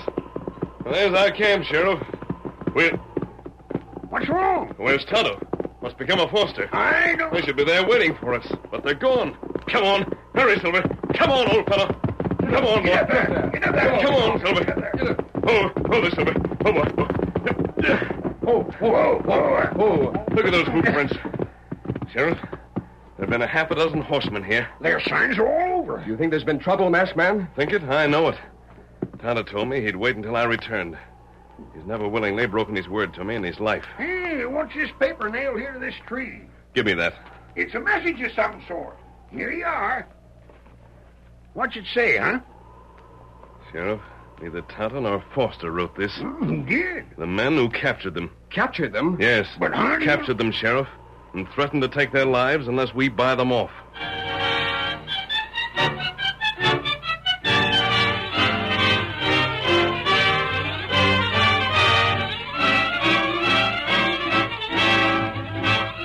The curtain falls on the first act of our Lone Ranger story.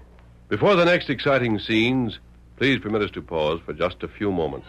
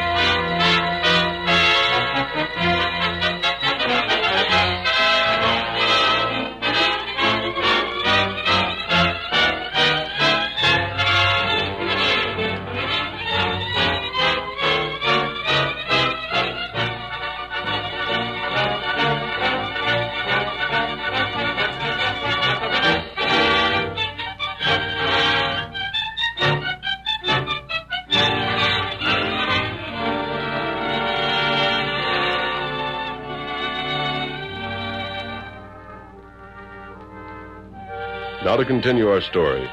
When the masked man told his two companions of the threat that was contained in the ransom note, young Bob Peasley was all for immediate action. Masked Man, how much them coyotes want? $5,000, turned over to them the day after tomorrow, or Tonto and Foster die. The yellow sidewinders. Doggone it, what in blazes are we waiting for? There's their trail. We can't let them get away with this. Come on, we'll follow them. Sure, that's an idea. It can't be done. Oh, I reckon it could. I'm right handy at reading sign, and Bob here ain't so bad himself. Why can't it? Maybe you haven't noticed, but it's already begun to snow. Huh? It's begun to come down, sure enough. In 15 minutes, every trace of that trail will be gone, covered up. And we're sunk. And that means... Yeah? That in order to save Tonto and Foster, we must meet their terms. Give in to them crooks? The lives of two honest men are at stake. But why Hold it, Bob. The masked man ain't done. Leastwise, I'm willing to bet he ain't. Got something else on your mind, ain't you, stranger? Perhaps I have. Mind telling us about it? All this was planned carefully long ago. It must have been. What's written in the message they left us couldn't have been figured out on the spur of the moment. He ain't told us all of it yet. What else it say? It tells how the money must be delivered, and how we can let them know if we agree to their terms. What's their instructions? Do you know Big Moose Valley? I sure do. Who don't? The day after tomorrow, one of us, unarmed, is to ride to the center of that valley with the money and wait for it to be called for. They promised to deliver their prisoners at the same time. Well, I'll be hog-tied. The slick coyotes. I'll bet I can tell you why they chose that place. Yes? In the first place, anybody up in them hills can get a look at the valley from one end to the other. If one of us went there, but he wasn't alone, they'd know it right off. We'd never have a chance to hide a posse anyways nearby to grab 'em off. So that's it. Yeah, and I'll tell you what else. Oh? The bed of that valley's all cut up with gullies and dry arroyos. They don't mean for the man that delivers that cash ever to get away alive. They chose a place where he couldn't make a run for it. Cut up with gullies, huh? It is that, stranger. Hundreds of 'em. Good. Huh? Tell me this, Sheriff. There's no doubt Red Vickers is behind this. If I give you my word to bring him to justice, can you promise me that $5,000 will be raised? Well... Oh, Sheriff, you know doggone well if it meant seeing Red jailed, every man in the county'd chip in. I'll put up 1,000 myself. Well, the cash could be raised, all right. But you've heard what the masked man just told us, Bob.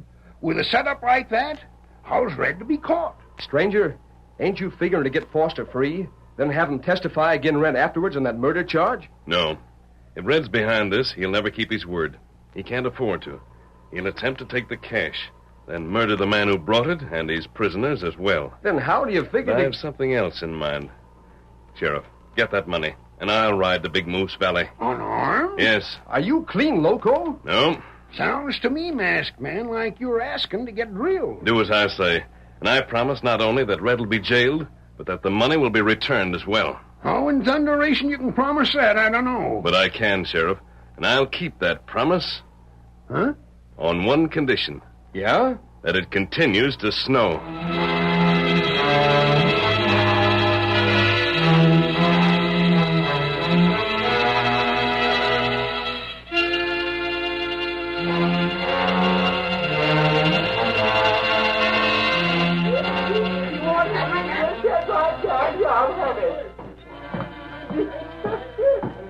Hi, Red. Huh?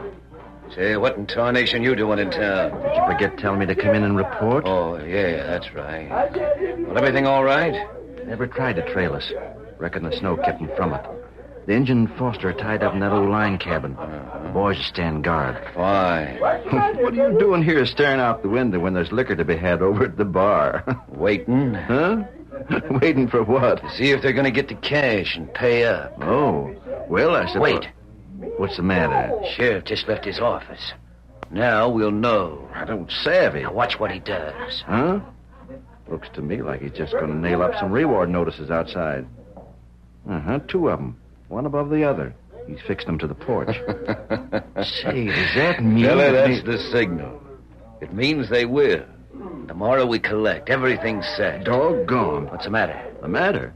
Not a thing. Boss, you're slick. You think so? Anybody will stop to look at a Dodger. Uh-huh. So if they're watching to see who's interested, they won't be able to tell a thing. Which is why I done it this way. Uh-huh. And tomorrow at this time, yeah? You can lay what you want on it. The cash we asked for will be sent to the valley.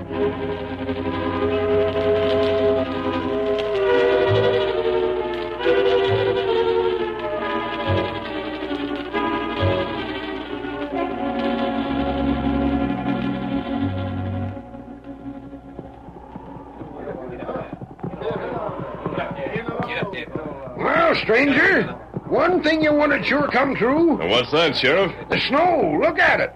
Ain't stopped falling yet. Look how it's filled up them cuts there. Why? What's ailing you? See anything funny? Sorry, Sheriff. No offense, man. Just was laughing at something you said is all. Yeah, what was that? About the snow filling up them cuts. I don't see nothing funny in that. You would if you knew the masked man's scheme. What? Forget it, Bob. You'll learn everything soon enough, Sheriff. Where's the money? Right here in this poke. But listen here. How come Bob knows what you're planning when I don't? I needed his help. This is the second time we rode out this way, Sheriff. Him and me was to the valley last night. I don't get this. We had certain preparations to make. Yeah, pulling up weeds and bushes and planting them again. Say, what kind of foolish talk is this? Not as foolish, Sheriff, as it may sound. I better tell your men to halt. You can't ride much farther with me, or you'll be seen. Pull up, fellers! Whoa, boy. Hello, Silver. I'm leaving these guns with you, Sheriff. Yeah, take them. You mean you're really going in there with nothing to fight with? Yes. Mister, you can do what you please, but no matter what you're scheming, I wouldn't meet them coyotes without packing irons for all the gold in the hills. Take them. All right. Now, give me the money. Here you are. And we're set. Stay in these hills where you won't be seen. Make no attempt to enter the valley until 2 hours from now. You'll be seen before you get close enough to identify them. Uh-huh. Now, trust me, Sheriff. Golly, ain't I? This money will be returned. That don't matter so much. And Tonto and Foster will be released alive. That does. Come on, Silver. Hurry, old boy. Hurry!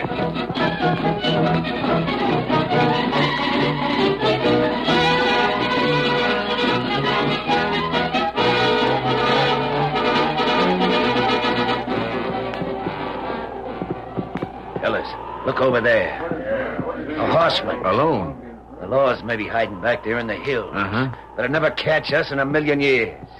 Abe, you lead the horse the engine's tied to, and you, Slim, you lead that other gent. All right. We're riding down there, collecting that cash. And then blasting the 3 of them. Come on, fellas, let's go. Get up, get up, get up.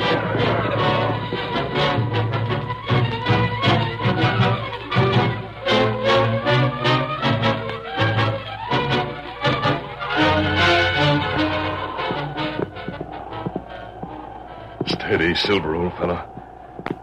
They're coming now. Tonto's with them. And Foster. Here, this way, old fellow.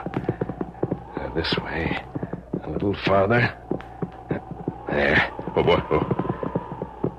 Now we know they'll have to approach from the direction we want. Hello there! You got the cash, mister? I have. Stop where you are. Rein up. What's the idea? Leave your prisoners where they are and come on without them. What's that? Do as I say, or you'll never lay your hands on this money. What you think you're up to, fella? Don't argue. If you want this money, you'll take your orders from me.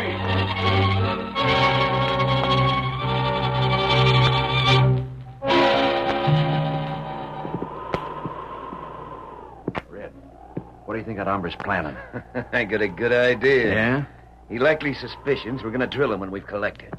And likely thinks if we leave the engine and Foster behind, they'll have a chance to run for it if he's double-crossed.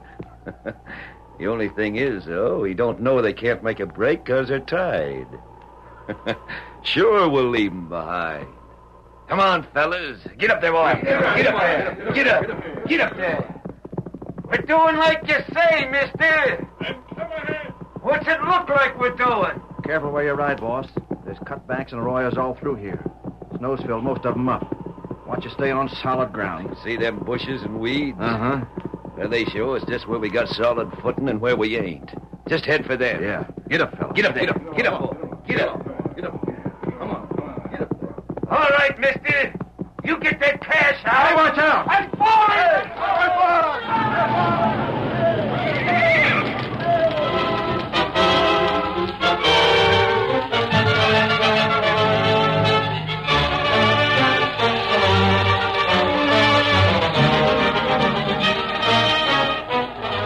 2 hours are up, Sheriff. Let's get going. Right. Boys, follow me. Get up. Get up. Get up. Get up.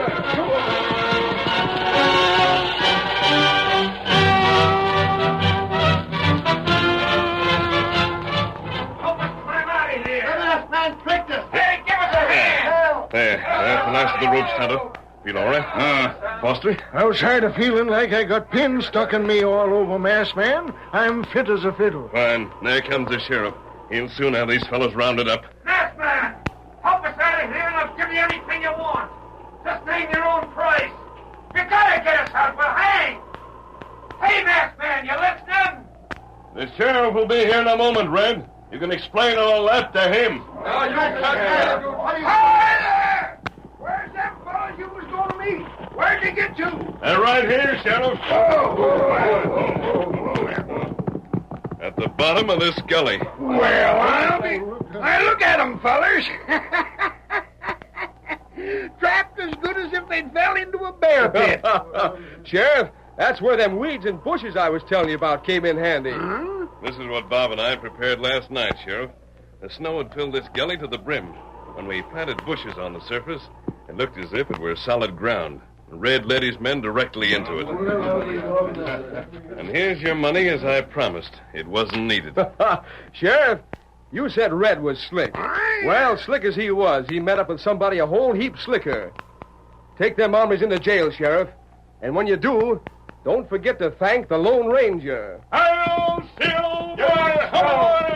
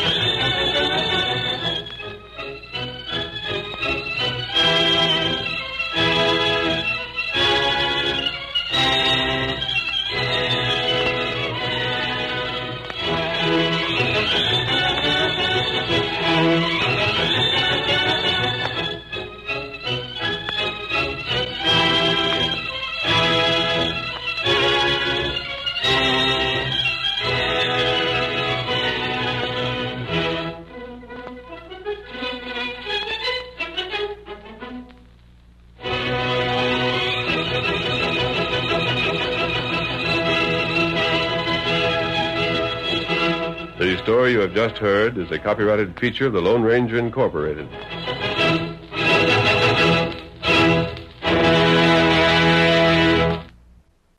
Hunt the biggest of all game with the Green Hornet and Cato coming up next. Green Hornet.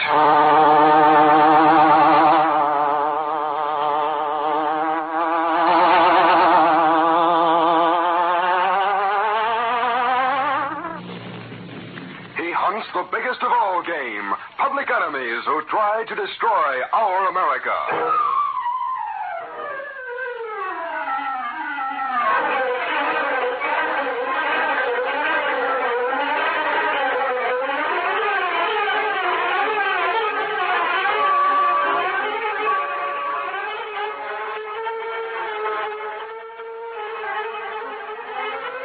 Faithful valet Cato, Britt Reed, daring young publisher, matches wits with the underworld, risking his life that criminals and racketeers within the law may feel its weight by the sting of the Green Hornet.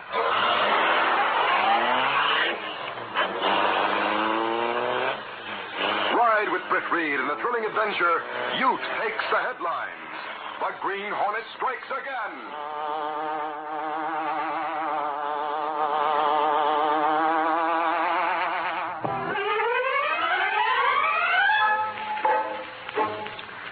Juvenile delinquency seemed to be on the increase in the city.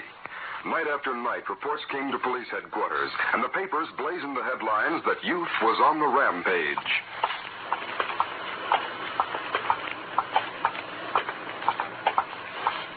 It's a good time to pull a job, Kitty.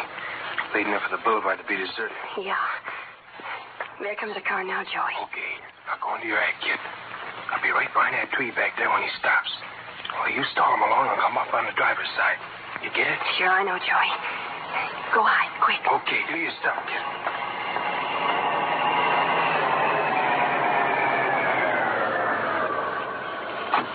Hi there. Looking for a ride? Going your way. Well, I was hoping a bus would come along. Of course, it's so late. Why wait for a bus when you can ride with me? What do you say? I don't know whether I should or not. After all, I don't even know. Sucker, climb out and make it quick. Hey, what's this? I'm going to ride in your car, mister. But you're not. My friend over there has a gun. You getting out, or do you want me to get... No, I'll get out. Hurry up, Joey. Still pointing his gun at you, mister, so keep quiet. Hey, you can't take my car. I'll be seeing you, sucker.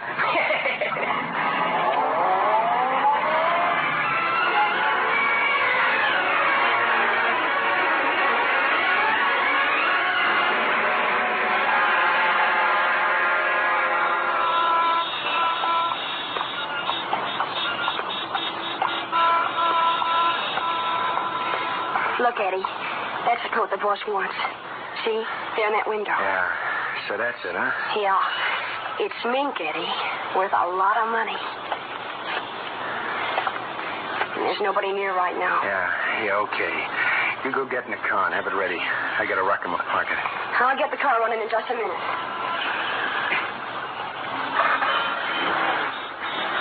Yeah, kit's ready. Well, here goes. Yeah, now to get the coat. Yeah, I got it.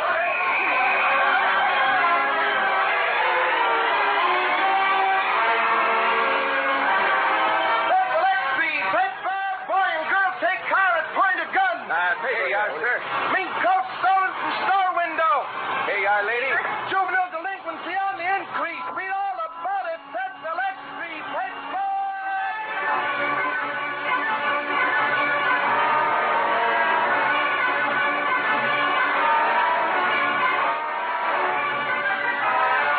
The following morning, Mike Axford, reporter on the Daily Sentinel, was at police headquarters talking to Sergeant Burke. Sarge, them young toughs sure are getting out of hand around town. Something's got to be done about it. Don't I know it, Axford? You don't have to rub it in. We're putting some extra men out to keep a watch for them.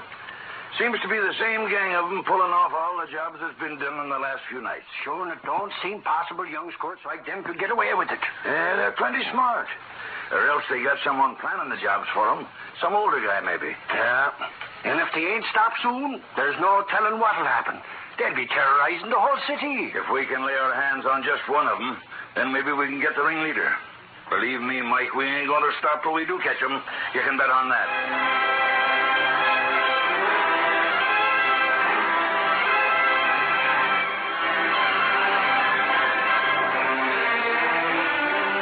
Meanwhile, Britt Reed, young publisher of the Daily Sentinel, was in his office with his secretary, Lenore Case, and the city editor, Gunnigan. As much as I like news that makes the headlines, I hate to see so much front page space given over to crimes by juvenile delinquents. It's getting worse day by day. I agree with you, Mr. Reed. Yes, I've never seen anything like it, Chief. It seems to me those young people are organized. Well, they seem to know just where to strike and just when to strike without getting caught. Kids like that must come from the worst kind of homes, if they have any homes. I wouldn't be a bit surprised, Gunnigan, if we found that some of them actually came from better class homes. Homes in which parents neglect to supervise their adolescent boys and girls. The place to stop the rise in juvenile delinquency is right there in those homes. That's right, Mr. Reed. Too many youngsters in their teens are left to manage themselves, even in so-called nice families. We'll get out an editorial to that effect in the next edition. Okay, Chief. Send it down to me when you have it ready. Well, you can toss one off, Miss Case. You seem to have the right idea along those lines. Yes, sir. I'll do my best. On Gunnigan. Yes, Chief. Here's a short paragraph you can put in a box on the front page. Okay. It's directed to the police, suggesting that if and when they catch the young criminals responsible for the crimes, which have held the headlines for the past few nights, they'd be given stiff sentences as an example to others. We'll run that in the next edition, too. Just as you say. Let's hope that the next time they try to pull off a job, they get caught at it. You can be sure the Sentinel will keep the subject alive until juvenile delinquency in this city is brought under control once and for all.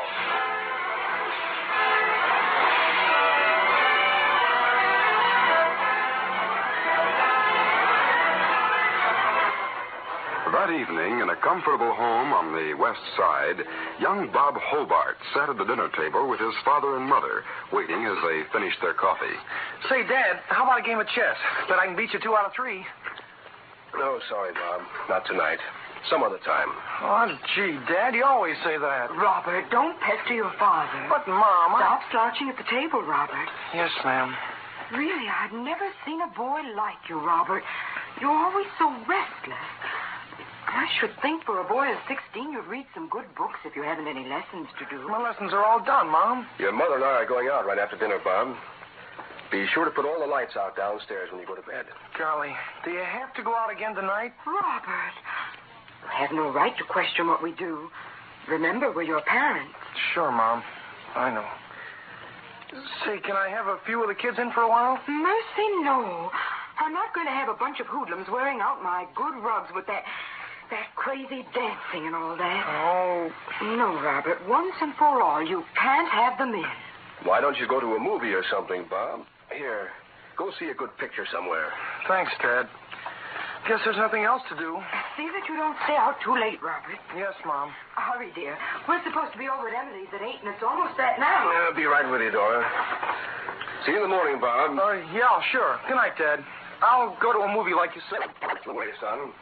You're big enough to take care of yourself now. Good night. Have a good time.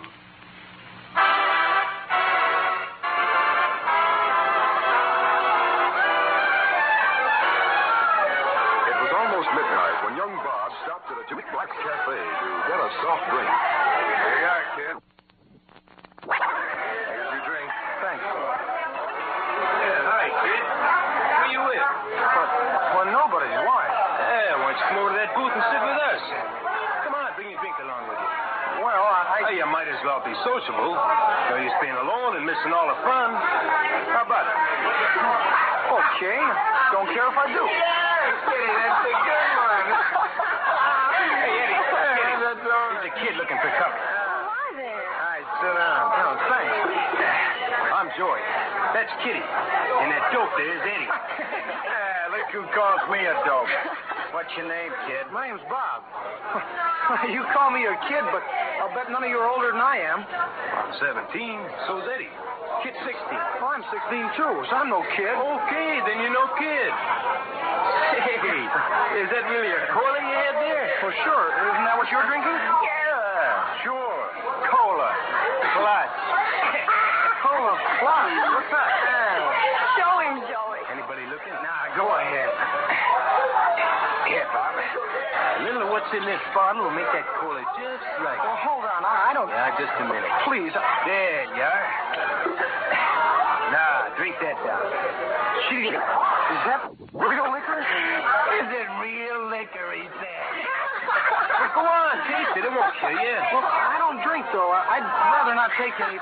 He is just a kid after all, Joey. No, it isn't that. But don't be a sap. Go ahead. Well, okay. Well, come on. Take it all. Bottoms up. If you don't, you're a sissy. Golly, that's rough. Want to make a man of you. Oh, I don't like it. Well, you get used to it. Say, Bob, how'd you like to make some easy dough? Maybe the old man gives you all you need. Well, he does give me a little, not much. How can I make some dough? Can you drive a car? Well, sure, but Well, that's it then. You can make $10 just for a little driving. Can you, Eddie? Sure. If he really can drive a car. I said I can drive, didn't I? Yeah, we believe you, Bob. Look, you got a little spare time before you have to go home? Yeah, I guess so. Good. Then you can earn that $10. Well, how? If it's anything... No. It's all in the up and up, ain't it, Joe? Why, of course. Bob, you don't think we try to pull anything funny, do you? Well, no, He's afraid, Joey. Oh, no, I'm not. Don't mind kids. She's just trying to get your goat. Now, here's the dope, Bob. Kid here is Eddie says, see? Now, my date works in a neighborhood movie right down the street. We have my car tonight. Well, I want to go over and wait for my date, but Eddie and Kitty here want to go on home. Now, you drive me to the theater and take them home and come back with a car to me. That's all. And I'll give you $10. $10 for just doing that? Oh, I don't care how I spend my dough. I get plenty. How about it? Well, all right. I don't see any harm in that. Good. Let's get going right now.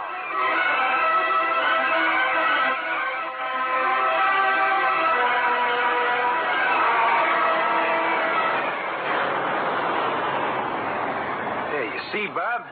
So many cars, you have to double park. Come on in a minute, Eddie, Kitty. Yeah. Just say hello to Millie. Okay. You're right out, Bob. Might as well keep the motor running, Bob. We won't be long. Yeah, don't be long. Oh, we won't. Come here, you two. Hey, the cashier's just getting ready to leave the booth. Now, Kitty, you see that she's unlocked that little door behind her? You rush up to the window and do your stuff. And she's unlocking it now. Come on. We're getting around behind the booth. Pardon me a minute. Too late, girlie. The last show's about over. Oh, I don't want a ticket. Fact is, I found this ring in the theater, and I thought I'd better give it to you. Oh, thank you, honey. You all probably come back looking for it. Say, it looks like a... Hold it, sister. Don't make a noise. Take that bag of dough. Okay, get it for the car. Ready, run. Yeah, okay, hurry up. Now sit down and put your head on your elbow. If you make a sound, I'll plug you one. Now stay that way for a while. Come on, hurry up.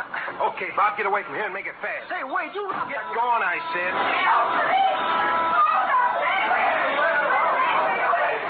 You held up that theater cashier. You're nothing but a lot of crooks. I'm going to call You know it. what's good for you, Bob? You just keep driving and fast. Yeah, he better. What a sap. Now he'll have to play along with us whether he wants to or not. I won't do it. I won't. Yes, you will, Bob. To see if you squeal on us. If we get caught, you'll go to the pen right along with us. Now, just think that over for a while.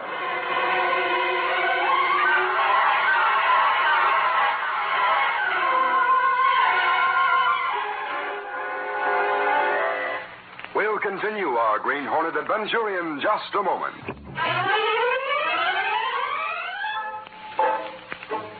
Joey's threat thoroughly frightened young Bob Hobart, and he became an unwilling member of Joey's little gang.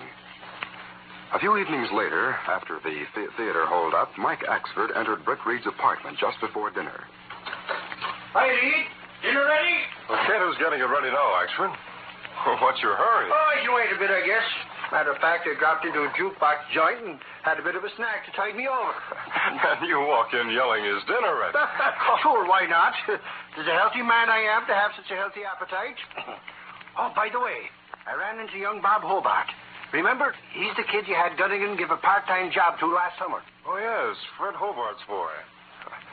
I didn't see much of him when he was here, but I think I remember him. Slim, dark hair, nice looking. Yeah, that's the one. Sure, and I thought he was having trouble at first when I heard him talking in that joint. What made you think so? Well, 'twas like this, Reed. I was sitting in one of them booths having a snack when I heard someone talking loud just across the way. Look, Joey, help me out. I'm not going to come to your place tonight. Seeing all those headlines scares me, even if Shut up, kid. Now, you listen to me. Now, shut up, I say. I recognize that voice. It's young Bobby Hobart. I wonder why I speak to him. Whether you want to or not, you have to come there tonight, and I'm... Hi there, Bobby. Remember me? Oh, Mr. Axford. Sure, I remember. Who's he? Bobby, are you having trouble with this guy? From what I heard, No, sir. This is a friend of mine, Joey. Joey, meet Mr. Axford from the Daily Sentinel. Oh, yeah. Hi, Joey. You come here on purpose to talk to Bob? No, I just dropped in and saw him sitting here with you. I heard him talking loud. Yeah. I guess you thought we were having a hot argument, huh? Well, I heard I'm having some of the gang over to my house tonight. Bob promised to come, but now he's trying to get out of it. Says those headlines scare him. He's afraid to be out. Ain't that right, Bob? Yeah, sure. We were just arguing about that, Mr. Axford. I was telling him he'd have to come whether he wanted to or not, because I already made a date for him. We'd have one extra girl at the party, see? So that's it. Sure, and I didn't realize Bobby was old enough to have dates and all. Time sure flies, that it does. I don't have dates, Mr. Axford.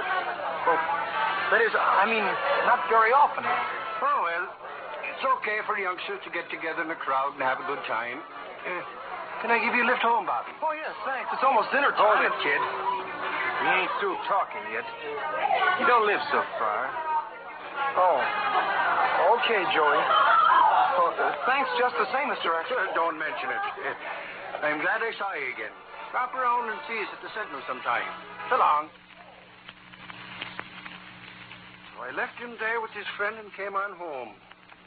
Sure, and I was a bit surprised at the type of friend young Hobart was with. That I was.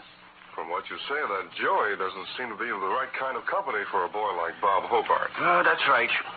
That Joey guy was much bigger than Bobby, though not much older, I'd say. Talk kind of tough, too. Oh, well, you never can tell these days. I'm going out and see how Cato's coming along. I want to get finished with dinner and get to cops' headquarters. But tell Cato to hurry it up. I might have something to do tonight, too. Who can tell?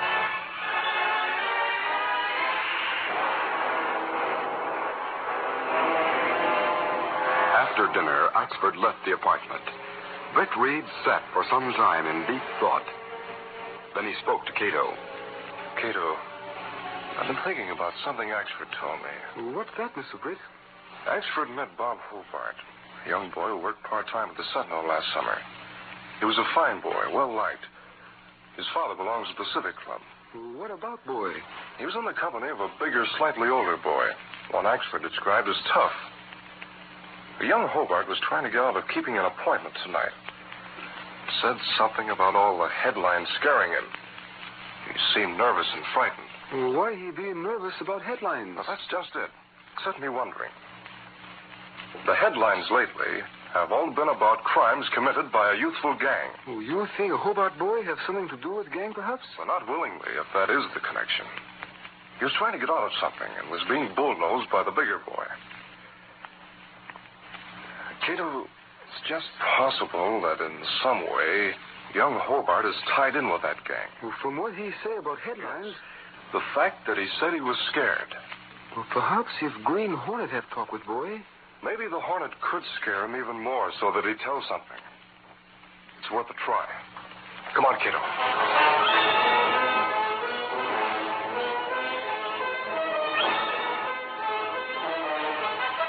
Meantime, Mr. and Mrs. Hobart had gone out for the evening, and Bob lay across the bed in his room, nervously waiting for the time to leave for Joey's meeting place.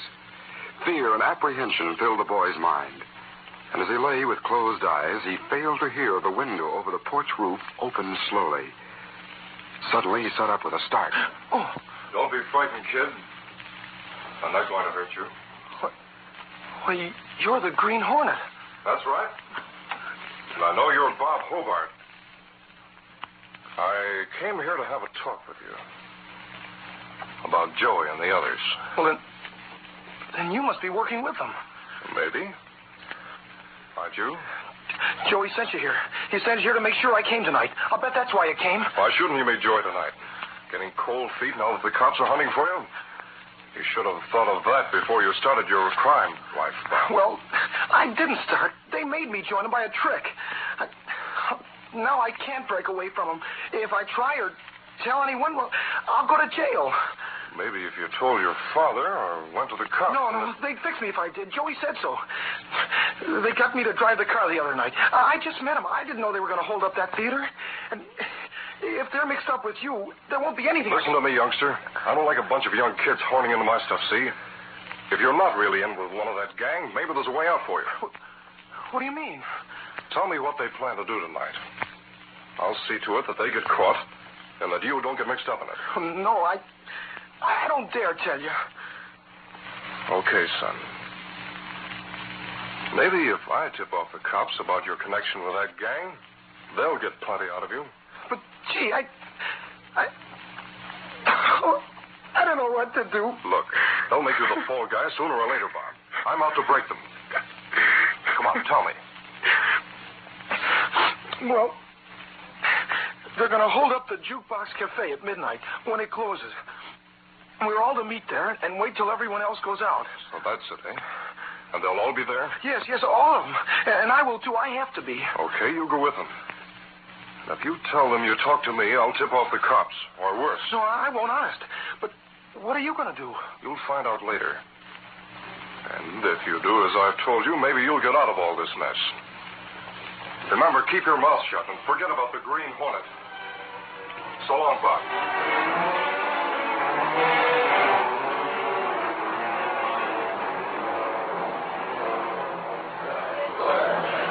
It was a few minutes before midnight. Joey sat with Eddie and Kitty in one of the booths. Every few seconds, Joey glanced across the table at Bob Hobart. Then he spoke in a low tone. Now get hold of yourself, kid. And make sure you don't pull nothing funny. After everybody clears out, there'll be no one here but the owner. It'll be a cinch. What are you going to do to him? That depends on how he takes it. Don't it, Joey? Yeah. Hey, there he comes now. Getting ready to close the place. Everybody out, quick!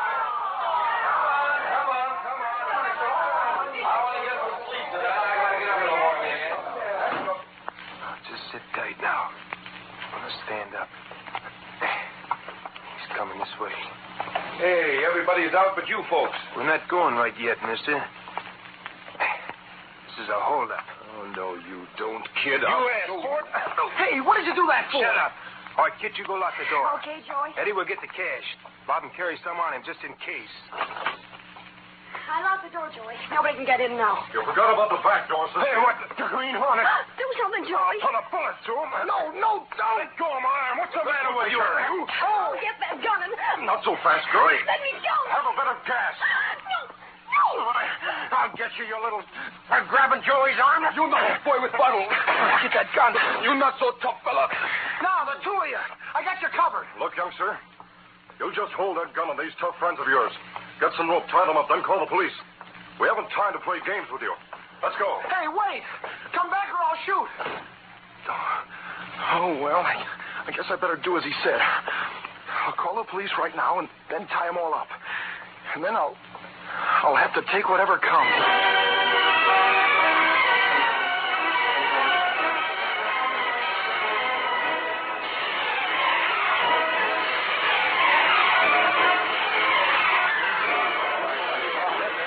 Later, Britt Reed arrived at police headquarters to find an excited group around young Bob Hobart. That's all right, Bob. Hello, expert. What's happening? Hi, Reed. I phoned you to come down so as to be in on a good story. Mr. Reed, we got that gang of young crooks that have been pulling off all them crimes. Really? Is that one of them? That's Bob Hobart, Reed.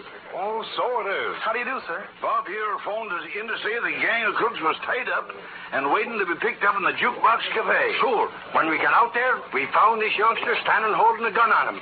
There was two big boys and a girl in the gang. They tried to say Bob was one of them, and he admitted he had been with them, but a note we found stuck in the door cleared it up. A note? Sure. A note. Where's my son?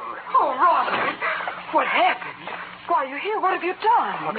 Gee, Mom, Dad, I don't know how to tell you, but... What about that note, Sergeant? Oh, yeah, the note. Listen to this, all of you. To the police. I am leaving this note because I want you to know that a kid was smart enough to catch that juvenile gang before you did by playing detective and joining up with them. He was even smart enough to get a gun on me a while ago. So I'm leaving him to his glory and you to your chagrin. Signed, the Green Hornet. And it's got a seal on it. Oh, Robert, you might have been killed. But, Mom, it really wasn't like he said. Don't be so modest, Bob. You did a good job. And even the Green Hornet admits it. Well, Reed, youth takes the headlines once more.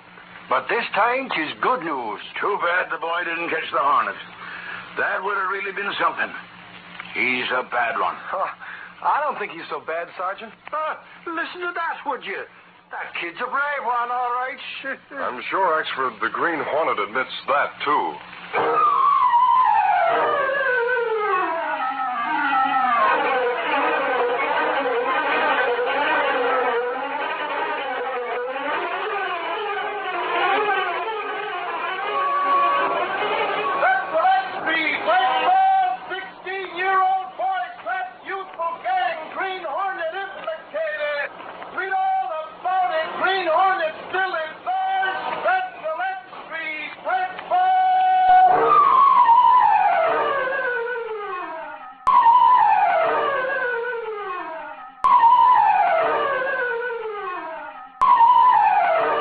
Crime doesn't stand a chance against Dick Tracy. Up next.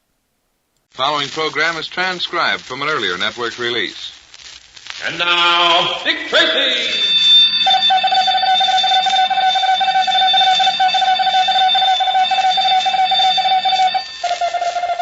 This is Dick Tracy on the case of the Honorable Mr. Malice. Stand by for action. Let's go, men.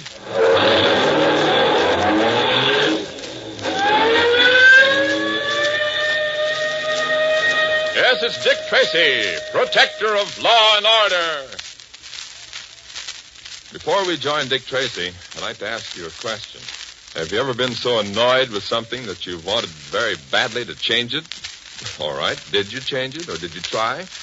Because, well, I'd like to point out that this is the way things come to be invented, and the way new businesses and industries start, the way we make progress. It's also the way fortunes are made. Take, for example, the beginning of the taxi cab business. One evening, way back in 1907, 40 years ago, a young man here in New York City hailed a horse-drawn hansom cab. The address he gave to the driver was about 3/4 of a mile away. When he arrived at the address, the driver politely asked him for $5. Well, the young man paid it, but he didn't like it a bit. He made up his mind then and there that he would change this system where a driver could name his own price. The result?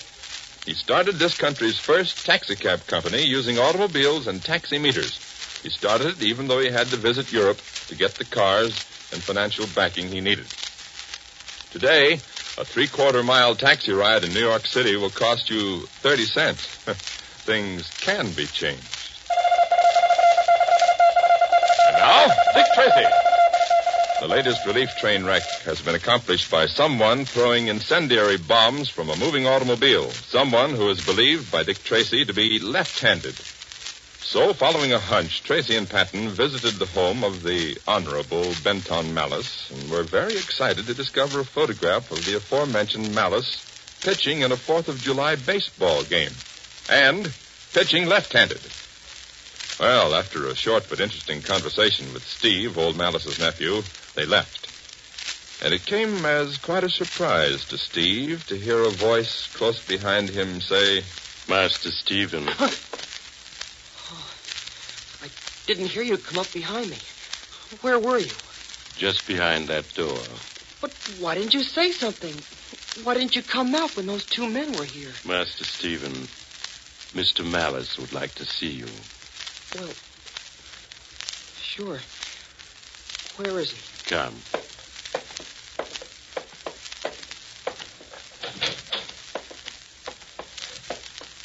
Ah, there you are, Stephen. Oh, gee, Uncle Benton, why didn't you come out and see Mr. Tracy and Mr. Patton?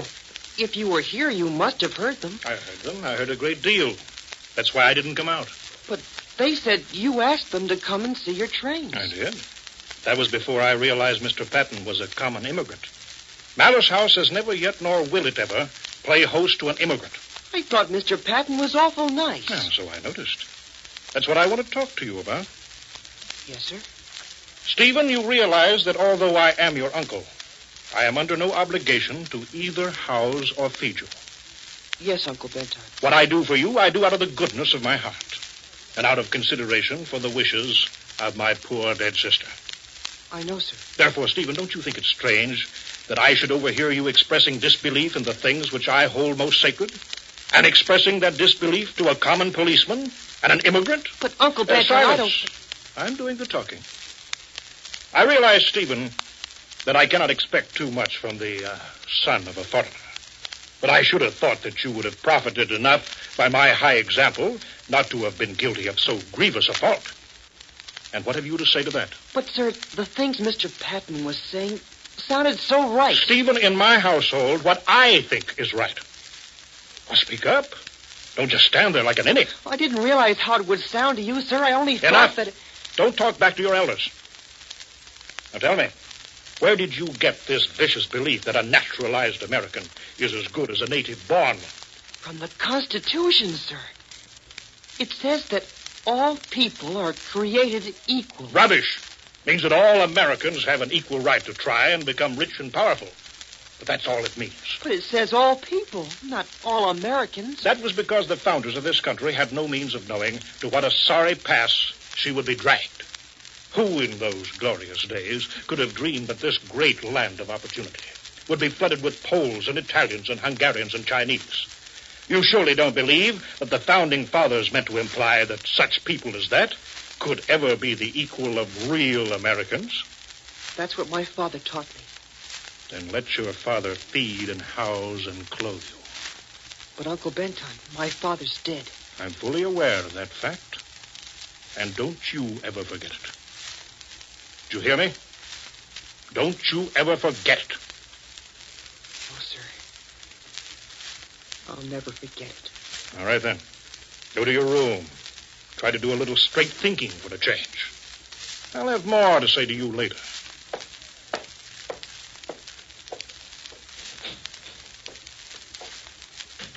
Oh, I don't know what to do with that boy. May have to send him to some corrective school. Some place that will bludgeon a sense of the value of democracy, the free way of life into him. They're good ideas, sir. That's what we have to do with Europeans, Crawley. Ram democracy down their throats. And if they don't like it, well, by George, make them like it. Quite right, sir. Man lives not by bread alone, so they say. But I don't believe it. Starve their bellies and you can do what you want with their souls. Oh, how I fought down in Washington and shouted and begged. Yes, literally begged to make the fools see the truth. You did, sir. No, they said, we've got to cooperate. We've got to compromise. You can't sell democracy like toothpaste. You can't force an ideal. Horse feathers. Exactly, sir. Crowley, you get a thing three ways. First, someone gives it to you. Secondly, if they won't give it to you, you buy it. And thirdly, if they won't sell it, and if you're strong enough, you take it anyway. That's elementary, sir. Rule of the strong. Rule of the strong, Crowley. That's the only law that's worth having in the books. Well, we're strong. And we know that our kind of democracy is what we want every other country in the world to have. Yes, sir.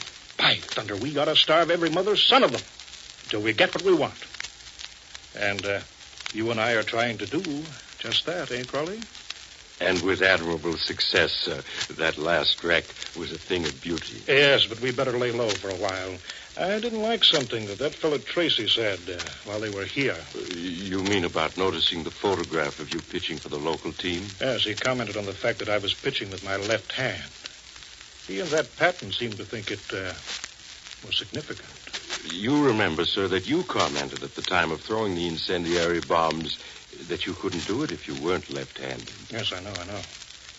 I'd heard that this Tracy fellow had rather more intelligence than the average policeman, that he had, in fact, a certain sort of low animal cunning.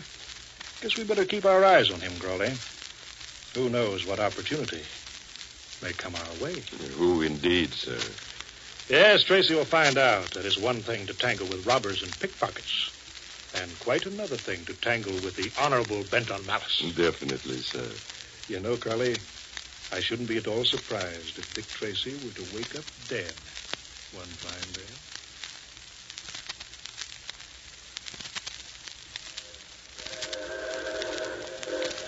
Well, Dick, here she comes. Yep. Right on time. It's a 464 type locomotive. Looks like a Hudson. Brother, what a little information will do to you. Richard, I'll have you know that I have more than...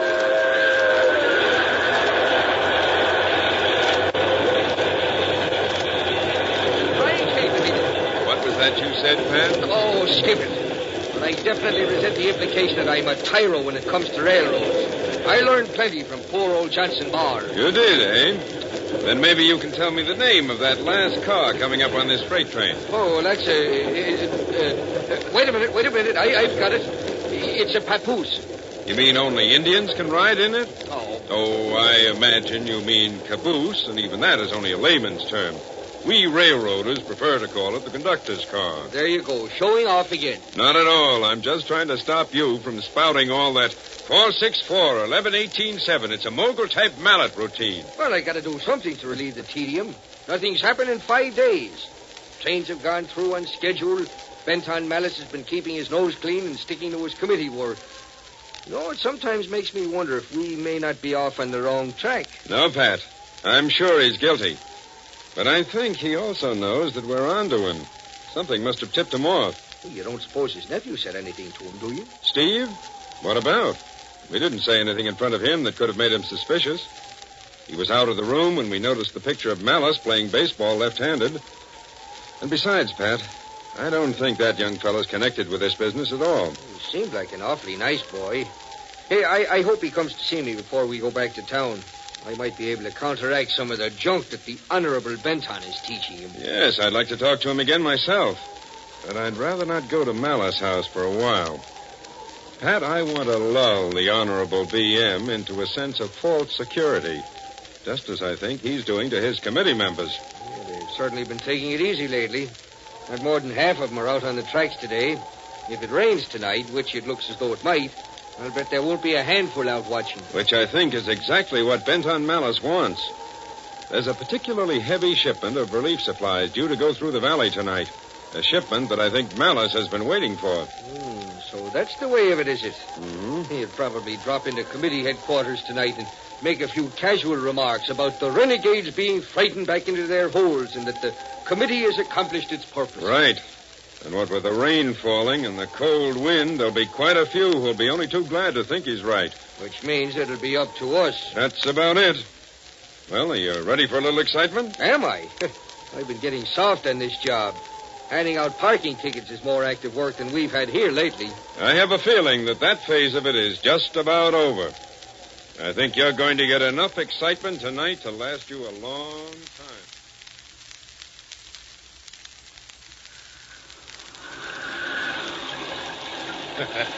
Look at that rain, Crawley. It's just what you ordered, sir. And down there in the valley, the lights glow cheerfully through the rain.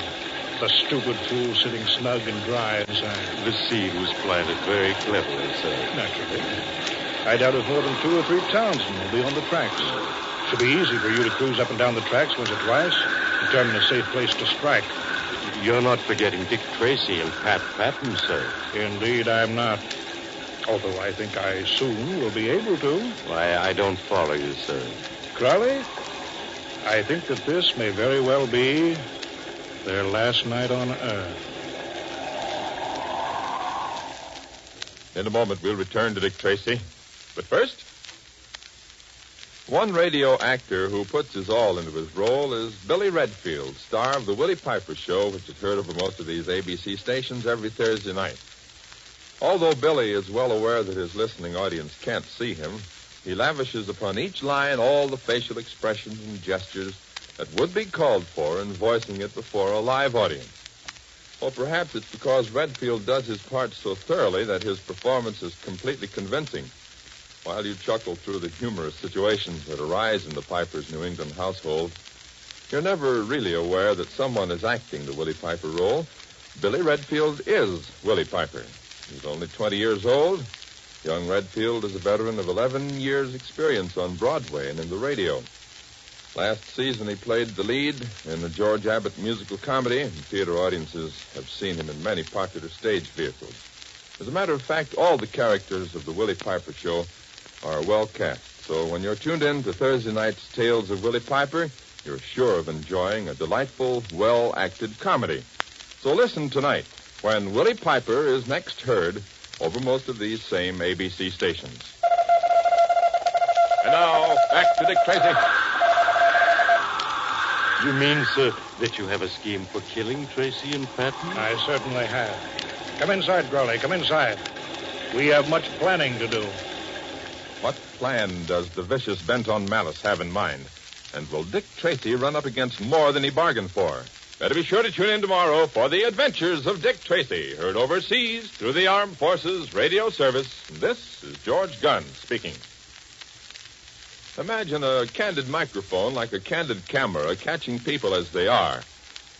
Well, on Candid Microphone, a program presented every Thursday evening over most ABC stations, you hear unrehearsed conversations that take place anywhere, on the street, restaurants, theater lobbies. When the conversations you hear actually take place, the people involved don't know that their every word is being transcribed by the man with a secret mic. Of course, no conversation is broadcast without their full consent. But you hear people speak spontaneously on subjects ranging from money to Mahatma Gandhi. Don't miss Candid Microphone tonight over most ABC stations. Preceding transcribed, this is ABC, the American Broadcasting Company. ABC, the American Broadcasting Company. ABC, the American... One of old-time radio's longest-running and most popular programs, CBS Mystery Theater, is up next.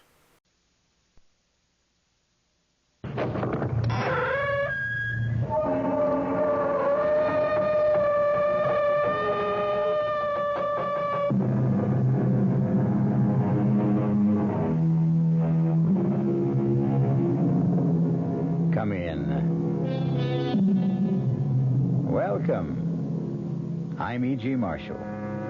Welcome once again to the shadow world of mystery and suspense, to a dark and cryptic universe called the imagination. When we were young, we liked to believe there are things money cannot buy. You know, things like love, happiness. But as we grow older and learn more about the world, well, we're not so sure. As a matter of fact, many of us even begin to believe that the only thing money cannot buy is a fresh new body and a chance to live another lifetime. Well, don't be too sure of that. Our mystery drama, The Forever Man, was written especially for the Mystery Theater by Sam Dan and stars Paul Hecht. It is sponsored in part by new sugar-free diet 7-Up and Buick Motor Division. I'll be back shortly with Act One. Great taste in the morning. Kellogg's has that wholesome taste to get you up and grinning. This is Jerry Coffer for Kellogg's Special K. You know, for years we've been talking about the Special K breakfast, a great way to start the day if you have a weight problem. You may have seen or heard our latest commercials, which symbolize the problem of being a few pounds overweight by using this ball and chain. That's the sound effect. But so many people have come to know the Special K breakfast that can help solve weight problems, they sometimes forget that Special K is America's favorite high-protein cereal. It has 8 essential vitamins and iron, and so delicious that lots of folks, kids as well as adults, eat Special K just for the sheer good taste of it. So we don't want you to think that you have to wear a ball and chain to eat Special K. All you need is an appreciation for the finer things of life, a 1-ounce bowl of Special K, 4 ounces of skim milk, tomato juice, coffee, and maybe a little sugar. The Special K breakfast can help you lose weight all by itself, but it really is a good start. America. We're big on that. New York, Denver, Minneapolis, St. Paul, Dallas, Fort Worth. Ozarks 2/3 transcontinental, serving more than 60 cities, all very important to us, and to the millions of people we serve each year. America. We're big on that at Ozark Airlines. Now, go Ozarks Evening Jet at 6:45 to Washington through service to Champaign, Urbana, and Peoria. Right now, Suburban Savings in Northern Jersey is not only offering you a good deal, it's offering you a good deal more for your money. Here's the deal. You can get a top 7.90% effective annual yield on Suburban's limited issue 7.50% savings certificate. And Suburban guarantees it for from 4 to 10 years. Minimum deposit $2,500. Early withdrawal prior to maturity is subject to a substantial penalty. What's the big deal about Suburban's big deal? Plenty. For one thing, Suburban compounds interest continuously from day of deposit paid quarterly. So you not only get interest on your savings, you get interest on the interest. And Suburban offers you the highest interest rate allowed by law. So you couldn't find a better deal anywhere. Come into any Suburban savings office in Northern Jersey and get a good deal and a good deal more. 7.90% annual effective yield on Suburban's limited issue, 7.50% savings certificate. In Bayonne, Edgewater, Elmwood Park, Emerson, Hackettstown, Morris Plains, Nutley, Paramus, and Sparta, North Jersey.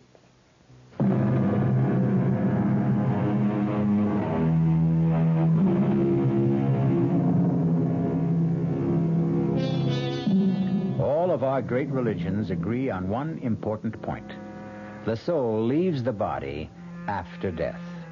However, from time to time, the question has been raised, can the soul leave before the body dies? Philosophers have considered the point, and as usual in these matters, have reached no consensus of opinion. Actually, they've found it difficult to define just exactly what the soul is. Well, we're about to meet a young man named Jackson Hanley, who will soon become intimately concerned with the problem, even though no one has ever accused him of being a philosopher. He has, however, often been accused of other things, which is why our story opens in what is a rather familiar locale for Jack Hanley, a police station. Well, if it isn't an old and reliable customer, Jack Hanley, the cop fighter himself. Why don't you just count the tiles on the ceiling, Jack? I'll be with you in a minute. Sergeant Burns here. Oh, hiya, sweetheart. Nothing. I just have to dispose of an old client. Yeah, he can wait. What's with Junior? He did. He said daddy, huh? I told you he was a genius. Oh, sure, me darling. You can always call me up with news like that. That's right. Goodbye. Well, Jack. What are we going to do with you? I guess I'm just a bad boy, Sarge. Why do you fight with cops, Jack? I don't like to get pushed around.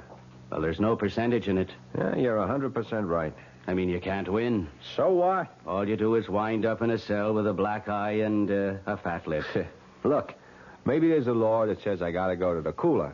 But is there a law that says I gotta listen to you? Jack, I got great news for you. Yeah, like what? Take a real wild guess, Jack. Okay. Somebody came along and posted bond. That's right. What's right? Somebody came along and posted bond. What are you talking about? You guessed it.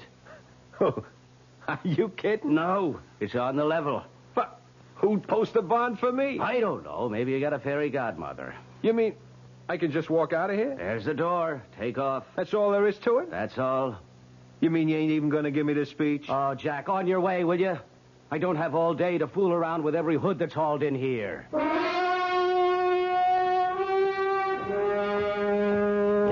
Mr. Hanley. Who are you? How do you do? My name is Fraser, Leroy Fraser. Yeah? What can I do for you? Not nearly as much as I can do for you. How'd you know my name? Oh, I know quite a bit about you, Mr. Hanley. Yeah? Oh, yes. Matter of fact, I posted bond for you this morning. Oh. Why? Would you believe I'm a wealthy old man who likes to do good deeds? No. Then why do you suppose I did it? You want something? Excellent. You, Mr. Hanley, are a realist. No illusions. Exactly the man I'm looking for. To do what? First, to take me somewhere. You drive a car? Oh, but of course you do. You even race cars when you can. I'm parked at the curb. That imported sports job? That's yours? It's one of mine. One of my cheaper cars, I might add. Gee, I never saw one like that outside of a magazine. Are you afraid to drive it? Hand over the keys.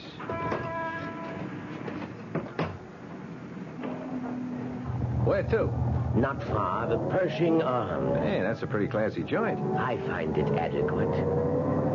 Why'd you post my bond? You already know I want something. What? Let us say my share of eternity. What does that mean? Are you willing to take a job? Doing what? For one thing, you'll drive this car. Chauffeur, that's a drag. The car will be yours. Mine? You'll need it to get around. Where would I be going? You'll find out after lunch. Why not now? It's a long story. Yeah. Listen, Mr. Fraser, I better straighten you out. Please do. You see, I'm a guy who gets into trouble. I know. Yeah, it's because, well, maybe I got a bad temper, you see. The rather low boiling point. Yeah. You see, so, well, I get into fights. I get arrested. I'm aware of that. But I'm not a crook. You understand? Understand perfectly. Yeah, so, this thing, well, it better not be something I could go to jail for. Jack, I assure you, it's a pure and simple, out-and-out private business agreement. But to do what? Something that is mutually profitable. But what is that? Ah, pull over. Oh. We're at the Pershing Arms. Uh-huh. What's here? Your apartment. My apartment? All ready and waiting.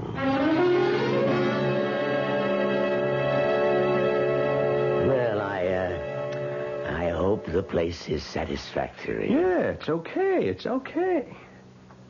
Hey, wait a minute. Come over here and look.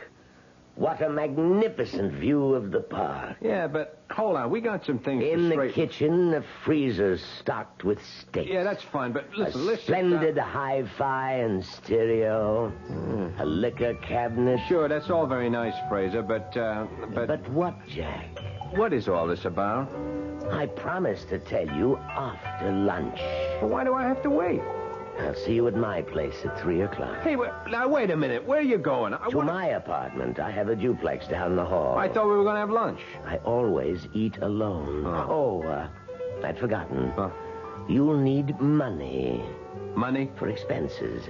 Oh, yeah. Hey, what kind of expenses? 300 should see you through the next couple of days. Do you 300? agree? Well, On second thought, let's be safe and make it 5. 5. Let's see.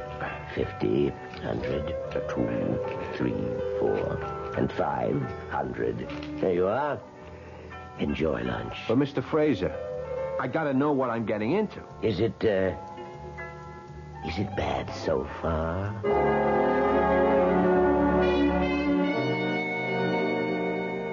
How'd you like the pad, huh? What's the catch? Nothing. Jack, you're talking to me. Della, remember? Well, there's this guy. Which guy? An old guy, Mr. Fraser. He puts up my bond. Why? I don't know. He gives me the car. Why? I don't know. And he gives me a job. Doing what? I don't know. He even gives me $500 in advance.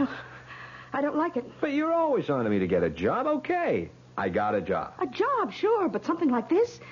Jack, it has to be a setup. What kind of setup? I don't know. That's what's wrong. You see, we both keep saying, I don't know. You don't know what the job is, and I don't know why I don't like it. Look, Della, I figure it this way. No, Jack, don't you figure. Figuring always gets you into trouble. But you have to figure he's an old nut, right? And he's out to throw his dough away for kicks. So why shouldn't I catch some of it? I still don't like it. You mean there are no old nuts like him? It don't happen? Oh, in storybooks, maybe. In the movies, maybe. Oh, Jack, listen to me. You're 500 ahead. Now, let's get out of here right now. Ella, this is a gold mine. You think so? And this 500, that's just what's lying around on the top. Oh, Jack, I'm scared. Of what? I can't explain it. I'm just scared, that's all. Look, I can handle it. Oh, sure. I know how you can handle it. The way you think you can handle everything. With your fists. Oh, you just won't learn. Well, I know. Well, okay, maybe I'm stupid. But that's why I can't turn down a chance like this, don't you see? No, there's something about this place. It's creepy. There's something in the air here. I don't smell nothing. Even the books on the shelves. Hey, I didn't notice that. Hey. You know, these feel like leather. I bet they cost a bundle. Jack, just read these titles. The Transmigration of the Soul. The Experience of Metempsychosis. One soul, two bodies. Stella, you don't have books like this to read. You keep them around to give the joint a touch of class. These books are old, Jack. So old. Then they got to be worth a lot of dough. Yeah, and all of them are about souls that leave the body. Well, isn't that what happens when people die? Okay, Jack. You got all the answers. I just wish you knew some of the questions.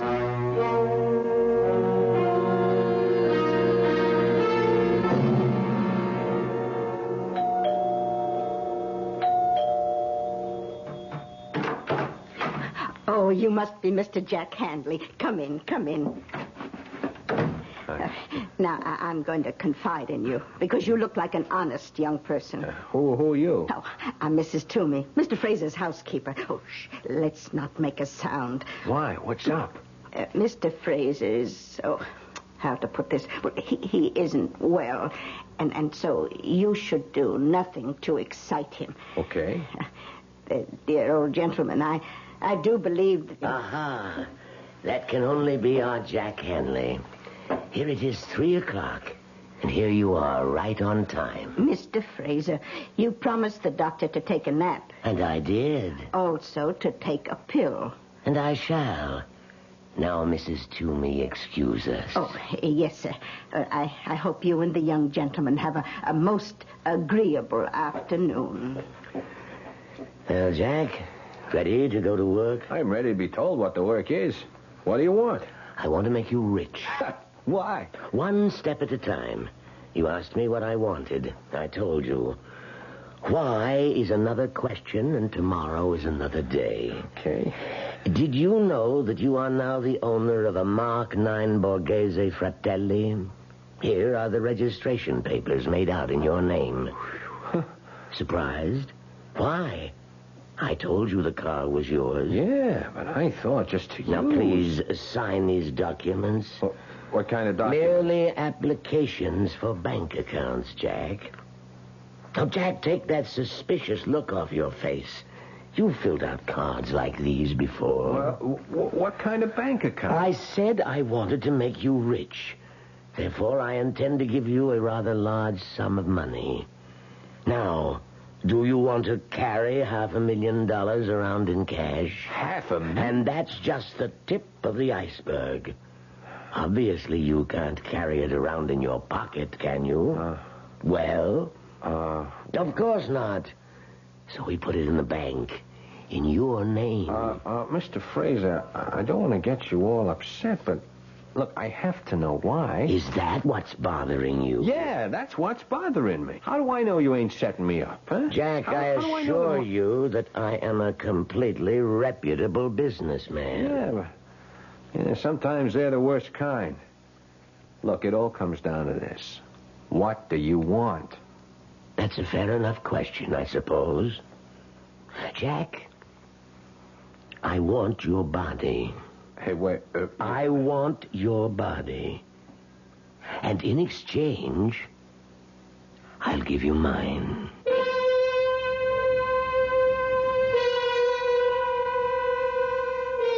Well, now, let's place this thing in perspective. The art of exchange, of trade, is as old as history. Men have traded almost everything you can think of. Empires, goods, even wives. So, just because you never heard of people trading bodies doesn't mean it can't be done. Buick introduces a new concept for you to consider in light of all the concern about miles per gallon. Range. Range is what you get when you multiply the mileage your car gets per gallon by the number of gallons your car's gas tank holds. Range is one of the things that help make Buick Apollo such a special small car. It comes from coupling the Apollo's economical 6-cylinder engine with a standard 21-gallon gas tank. It holds a lot, but it doesn't use a lot. Look into the Apollo. It's the Buick of small cars. Oh, sure. You can talk about good-tasting diet drinks, but I know. I'm Goldilocks, and here at my taste-testing laboratory, I taste-test them all. And nobody's been drinking my diet drinks.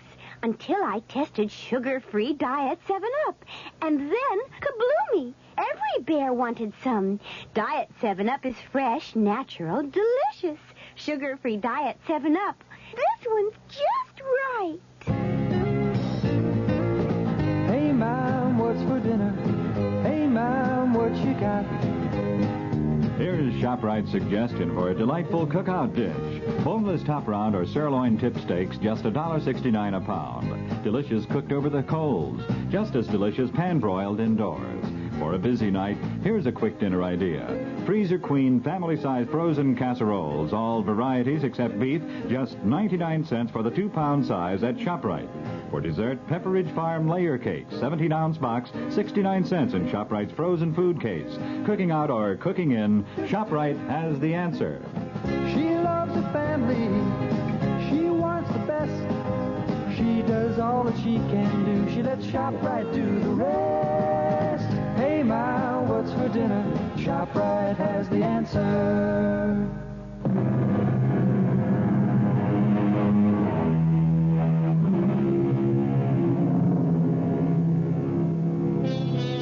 Well, here's an offer you might not get every day.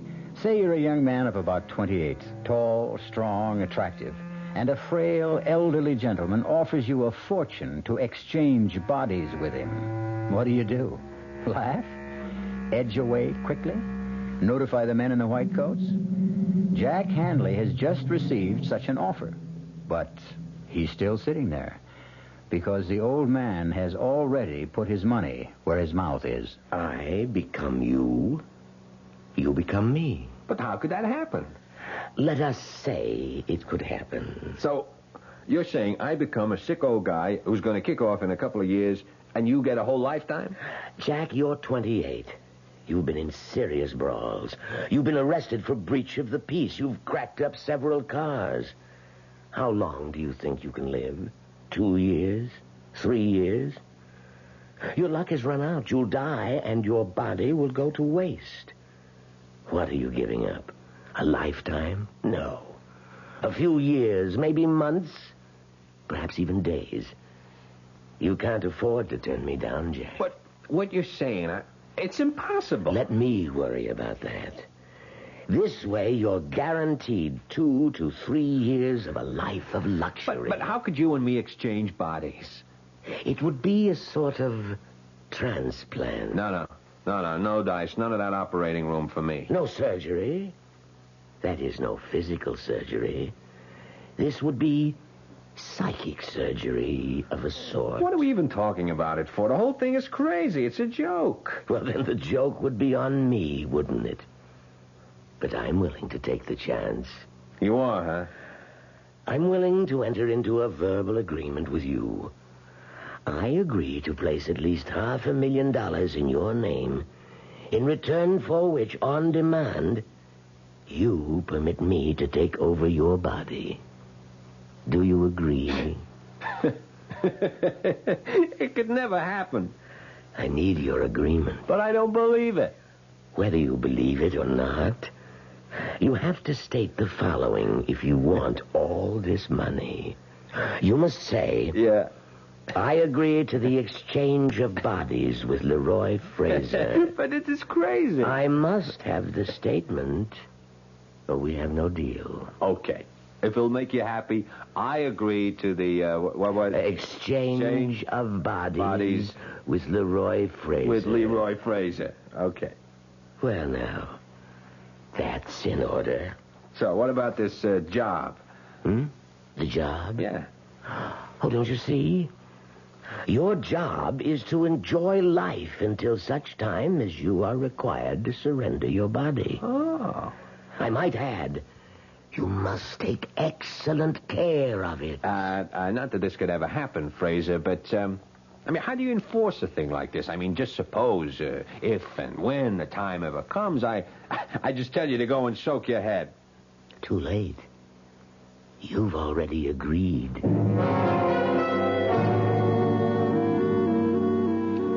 How do you do? My name is Mr. Soames. Do you need help? Yeah, I'm Hanley. Jack Hanley. Hanley. Did you say Hanley? Yeah. Oh, please, sit down, sir. Oh. Have a chair. No, not this one. This one. Oh. Here, sir. This is so much more comfortable. A cigar? No. I just wanted to check on Check? the... Oh, check. By all means, sir. Check us, inspect us, audit and balance us constantly. We will measure up to your highest expectations. And we are honored that a man of your standing should have chosen our bank. Oh, yeah. I just wanted to make sure that the account... The account, sir? Yeah, that there is an account. Oh, yes, indeed, sir. The account in your name has been opened, and it's in perfect order. You will find us your kind of banking institution.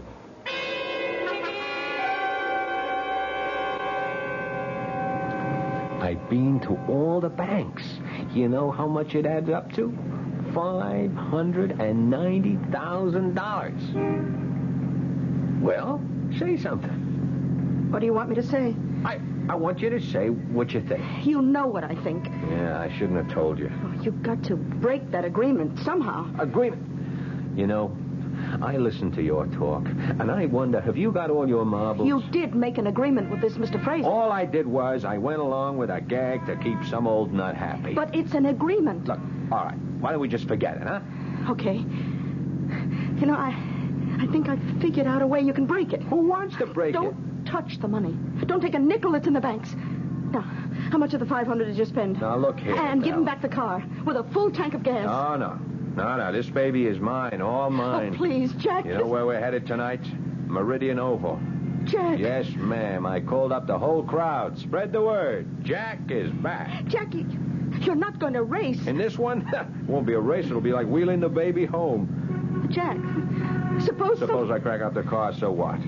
So what? Yeah, so what? This heap goes for $21,000. Big deal. All I got to do is write out a check. That's all there is to it. Listen, I got to educate you on how to behave. You see, you never had any real dough in your life. Jack, you don't understand. Another thing, I'm getting sick and tired of being told by you that I don't understand. Jack, this Mr. Fraser, he wouldn't make an agreement like that unless he knows something. Or unless he's lost all his marbles and he's a loon. I got the inside dope from his housekeeper. Give it all back. You know, Della, you're starting to be a drag. Oh, Jack, I'm only thinking of what's best for you. You know, I found out what money is these past few days. I found out. You know what money is? Everything. Oh, sir, all of a sudden you're Mr. Hanley, and it's, yes, sir, Mr. Hanley. It's an honor, Mr. Hanley. And you know what? I like it. Oh, Jack, I just wish I could... Save it. Now, just ask yourself a question. All the time we've been running around together, you were smart, I was dumb. Is that the way you wanted it? What are you talking about? Were you looking for the kind of setup where you call the shots? I only tried... You need a guy who's a dummy so you can be the wise one? Jack, if I've been making the decisions, it was only because It was only because you wanted to. You were against this from the first minute. You didn't even know what it was, and you were against it without even knowing why you're against it. Well, I'm still against it. What are you stopping for? So you can get out if you don't like it.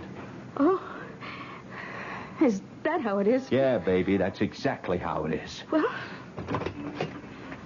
goodbye, Jack. Who you kidding? You'll come back. You always come back. Hey,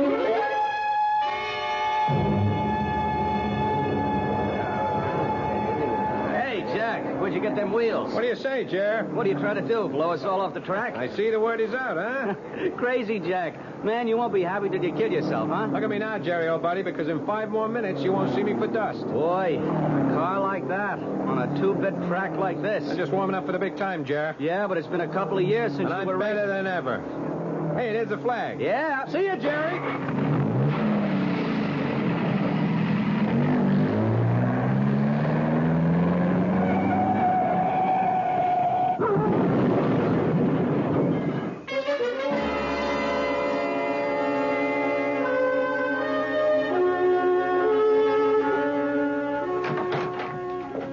Well, hello, George. George? Do I look like somebody whose name would be George? Oh, yes. The voice is different. But there's the same kind of spirit she had. She? Who? George Sand. And who was George Sand? A friend of mine. What are you doing here? I'm waiting for Jack Hanley. How did you get into the apartment? Same way you did. I have a key. Oh, I came here to give mine back. Oh, you must be the old guy. Guilty as charged. Well, you don't look so old. Thank you. Well, everybody's here. Jack, what happened to your face? Nothing. Couple of scratches. I walked away from it. From what? I hit the turn too fast. I totaled the car. So what? Jack! Look, that's enough out of you. What are you doing here anyhow? I thought maybe we could... No. We do things my way or no way. All right, Jack. Then it's no way. Goodbye. And this time I mean it. Sure. See you tomorrow. Well, Fraser, what can I do for you? You cracked up the car tonight. I can afford another one. Our agreement calls for you to take care of your body. Have a cigar, Pop? By continuing to take foolish risks, you can cancel the agreement. I can, huh? Oh, yes. That's too bad. I got the money. It's in my name. How could you get it back from me? I couldn't. It's yours. Yeah, so I'm holding all the aces. You have a powerful hand. I feel a bit weak. There's an excellent brandy in the cabinet. Could you pour me a bit, please? Hey, smells pretty good here. You mind if I try a shot myself? Certainly not. After all, it belongs to you. Oh, yes. I forgot. Thank you. Well, happy days. So, the agreement's busted, huh? No. No, not the complete agreement. You see, only the part of it that gives you the 2 to 3 years. Is that right? I can't take a chance that you will live that long. Not at the rate you're going, so... So what? You are required to surrender your body on demand. You agreed, remember? Sure, I remember. You want some more of this brandy? No, but help yourself if you like. Yeah, thanks. You were saying? I was saying you agreed to surrender your body on demand. But I demand it now. Huh? The exchange will be made tonight.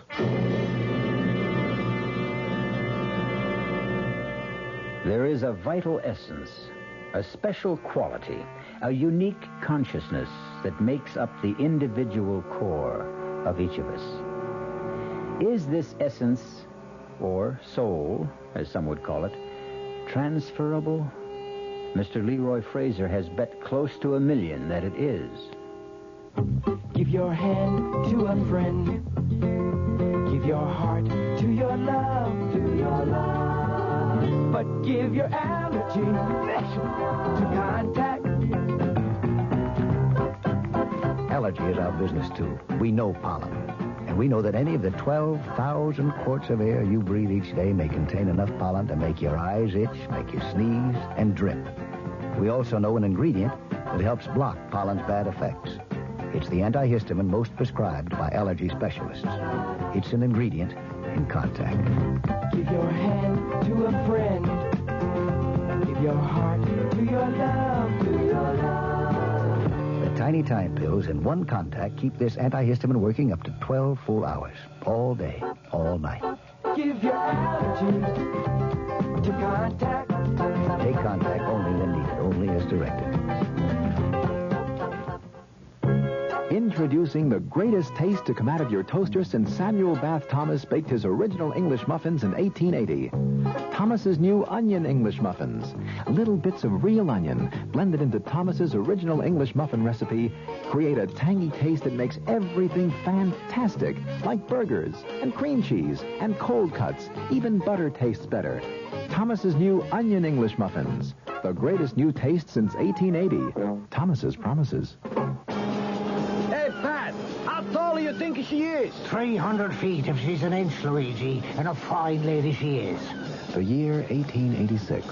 While most New Yorkers were enjoying their first look at the Statue of Liberty, a few were enjoying their first taste of Thomas's bread and discovering it was every bit as delicious as Thomas's English muffins.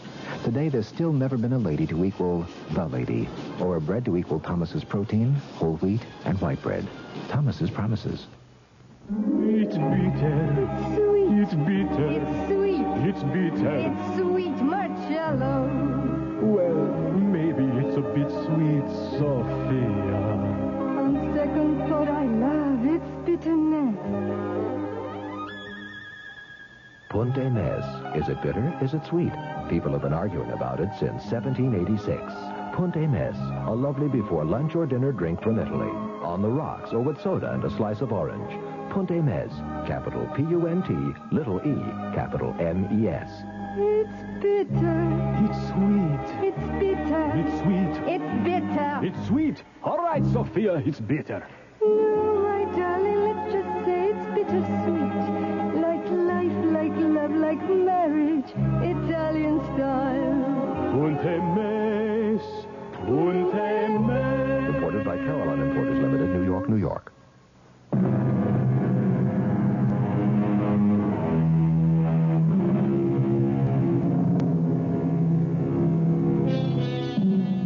Leroy Fraser and Jack Hanley have an agreement.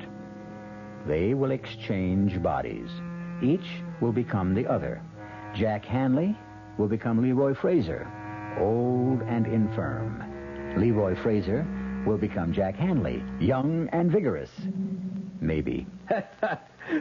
Why are you laughing? I'm laughing at you. At me? Yeah, you. Do you really believe this? Believe what? Believe that we can swap bodies. Certainly. Certainly, he says, look, I took your dough. Ask me why. Why? Why? Because an old clown like you had to lose it. It's like you were standing on a street corner. You were saying, here's my money, take my money. Might just as well have been me. That's not exactly the way it happened. You received this money as part of an agreement. Oh, yeah, the agreement again. You and Della, you'd make a great pair. We might at that. Yeah, I must say, Pop, you are cool. I mean, you are very cool. You're sitting there with a bust hand and you make out like you're holding a royal flush. Well, time for the exchange.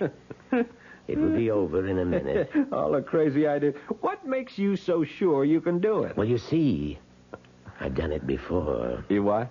Oh, yes. Many times. Who are you kidding? Nobody. I'm serious. You're the one who keeps insisting this is a joke. Okay. Enough is enough. Look, I'm tired. I want to go to bed, so take off. Come on, Fraser, beat it. Look, don't make me throw you out of here. Try to get up, Jack. Huh? Just try to get up. Oh, I feel kind of dizzy. What did you do? We have an agreement, you and I. We have an agreement. No, don't say that. It's the brandy. You did something to the brandy. But I drank it, too.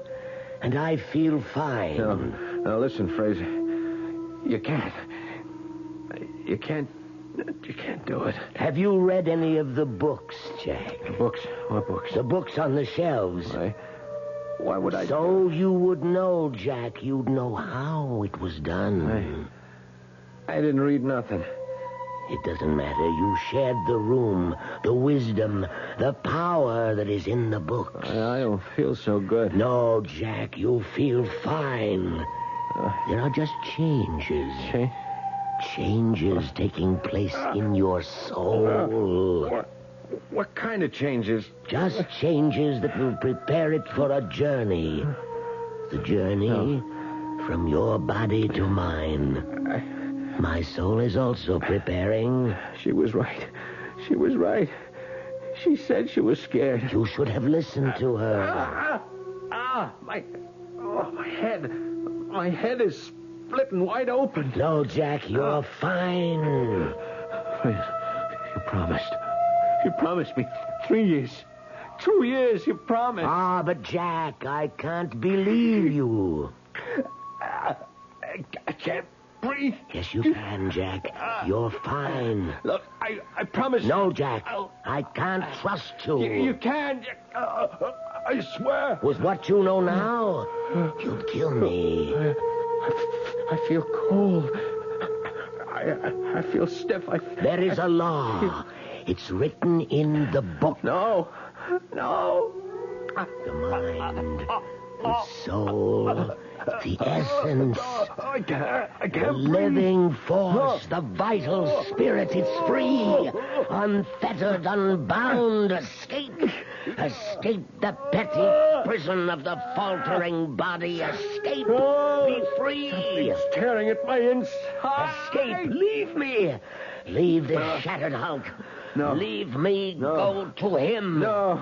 With the magic of ancient Egypt, the wisdom of Greece, by all the sciences the ancients knew, let our souls be free. I don't want to die. I have been the vital spirit in the bodies of 15 men before this night. Now, I shall become Jack Hanley.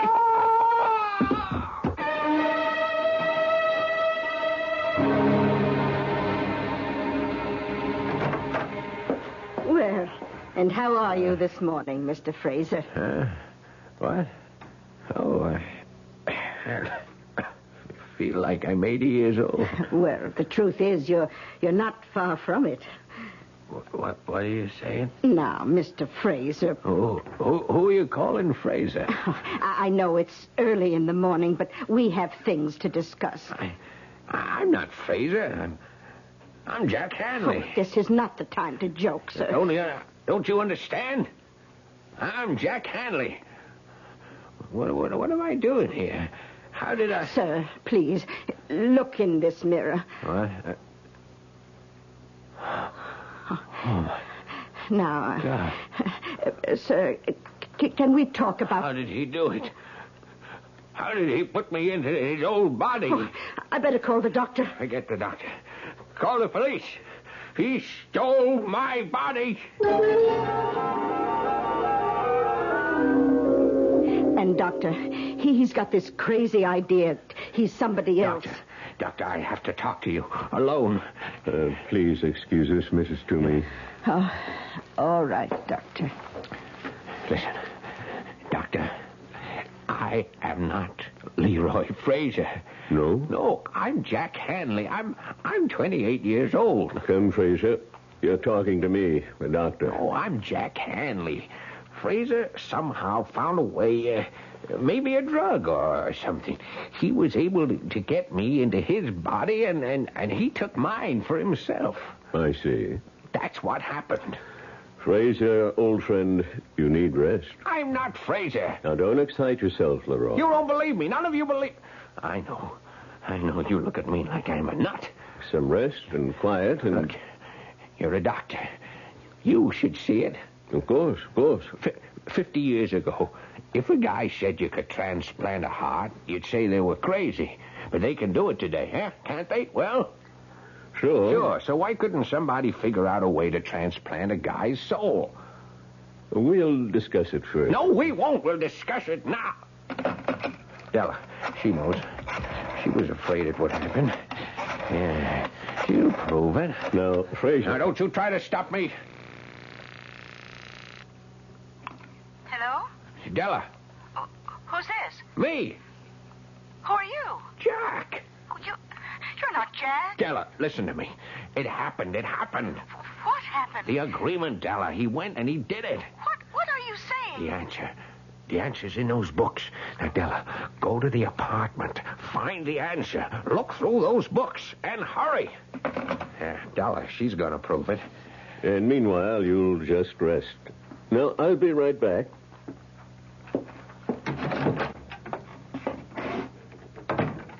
How is he, Doctor? Well, we'll have to get him to a sanitarium. Whatever gave him the idea that he's a young man? A delusion. A not uncommon delusion. A yearning for better, happier times. Should we get him ready to travel? Yes, go in and help him dress. I'll make some telephone arrangements. Oh, certainly, Doctor. Mr. Fraser? Mr. Fraser?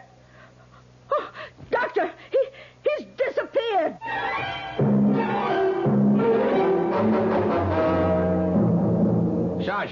Sergeant Burns, you remember me? No, Pop, I can't say that I do. My name is Jack Hanley. Jack Hanley? Well, Yeah. that sounds familiar, but he was a young guy. I am a young guy. Look, a man named Fraser, an old man, he stole my body and he left me his. Well, come on. No, it's true. Yeah, sure, Pop. Don't call me Pop. I'm younger than you are. Now, look, friend, why don't I have one of the officers take you home? I'm huh? Jack Hanley. I was here 3 days ago. Jack Hanley was here 3 days ago, not you. I am Jack Hanley, and I can prove it. Sure you can. Sure. You called me cop fighter.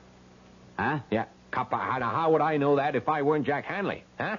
If I were some old man, how would I know that? Well, it's... And another thing, how would I know that your wife called while you were talking to me? What? Your wife. She called, huh? She said your son had just said daddy.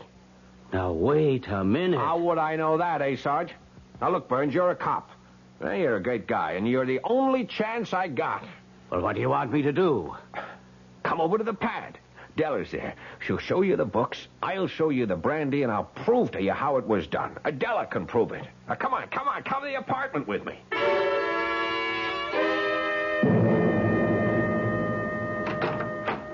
Well, come on in. Oh, sure.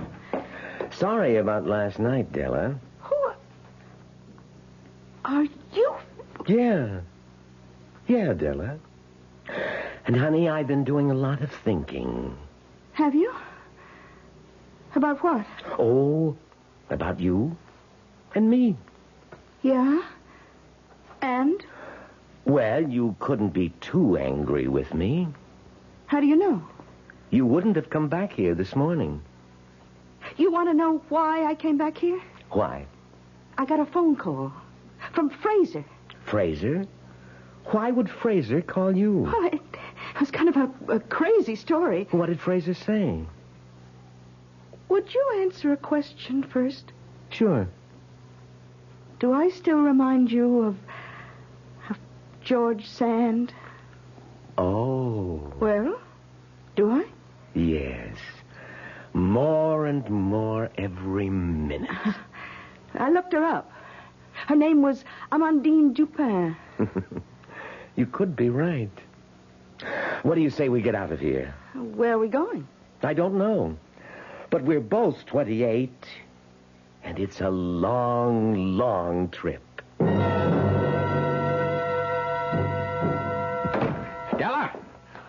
Della! Oh, hey, Pop. Now, what are you handing me? There's nobody here. Just last night. Last night. Sure, There were Pop. books on that shelf. Well, there's nothing there now. Oh, there you are. Oh, thank heavens you're safe. Ah, ma'am, now this old gent claims...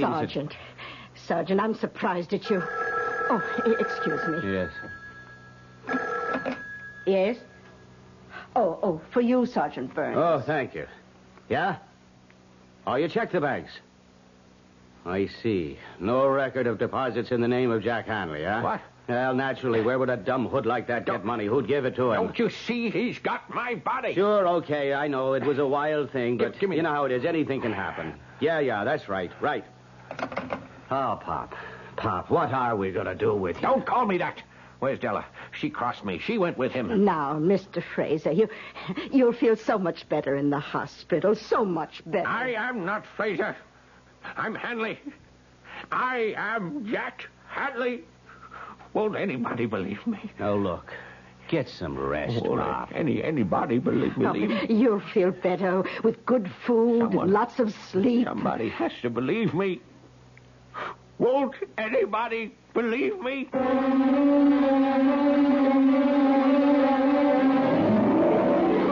As he sits there, Leroy Fraser, or if you prefer, Jackson Hanley, he sits there in his room in a faraway sanitarium, and he keeps asking the question of everyone who will stop to listen.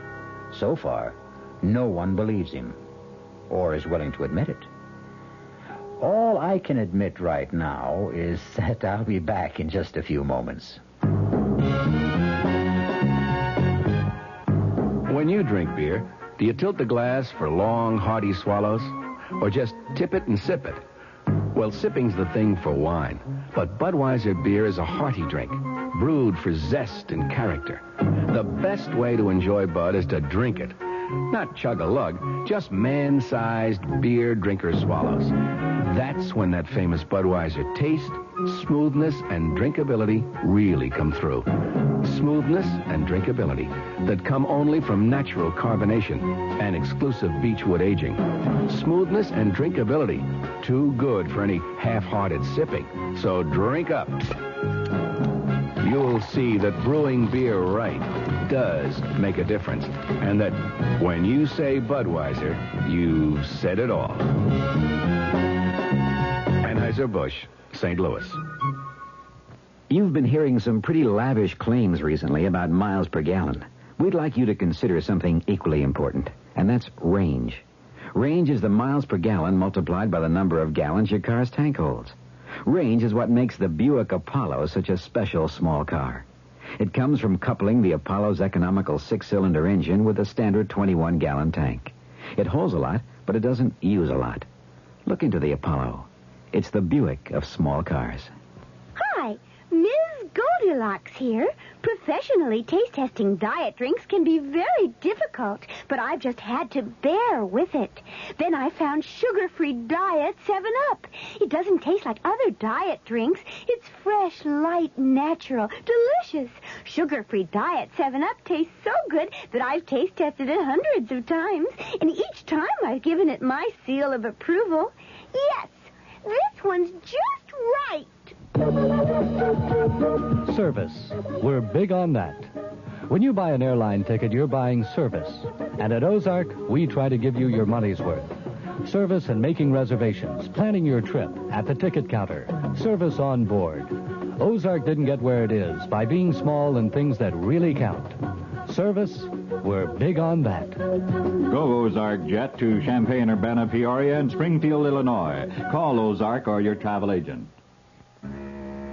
Our cast included Paul Hecht, Bryna Rayburn, William Redfield, Dan Ocko, and Leon Janney.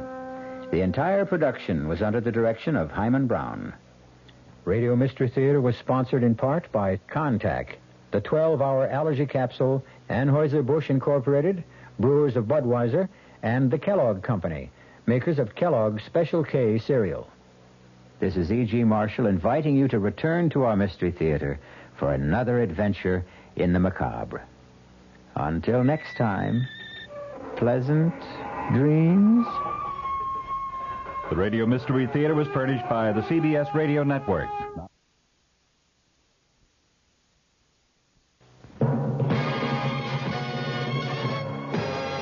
I'm Fulton Lewis in the Mutual Broadcasting System studios in Washington, D.C. Now, my commentary. Senate Watergate Committee Chairman Sam Ervin disclosed today that White House Chief of Staff General Alexander Haig testified for more than an hour and a half during midday, answering questions about the use of a $100,000 payment made by representatives of multimillionaire Howard Hughes 4 years ago to the president's close personal friend, Bebe Rebozo. On May 2nd, you recall, General Haig had been asked virtually identical questions by the same Watergate panel. On that occasion, he produced a letter from the president directing him to invoke executive privilege and declining to answer any questions. Mr. Nixon, during the interim, though, decided to waive that executive privilege, but only as it applied to questions regarding the Hughes contribution. The funds in question regarding that contribution were returned to by Rebozo to Hughes in the spring of 1973. Rebozo has contended that the money was given back intact and had never been used for any purpose. Its interest in that issue was a major factor in prompting the Watergate Committee today to vote unanimously to extend its life to June 30th. Another reason for the extension is that the committee wants to eliminate from its final Watergate report any findings of individual guilt or innocence in the Watergate matter. An earlier preliminary staff report includes such findings and has been widely criticized because of that fact. The committee members themselves apparently appreciate something that the staff has failed to even recognize, namely that the Ervin panel is not a court of law. It has no right whatsoever, on the basis of the testimony it has received, to make any assessments of guilt or innocence on the part of anyone involved in the Watergate story, Such assessments can be made only in a judicial proceeding where the accused are given the right to cross-examine their accusers. As I mentioned a week ago, when portions of the staff report were leaked to the press, it was an outrageous document. The staff members who prepared it and who caused its partial release should be severely disciplined.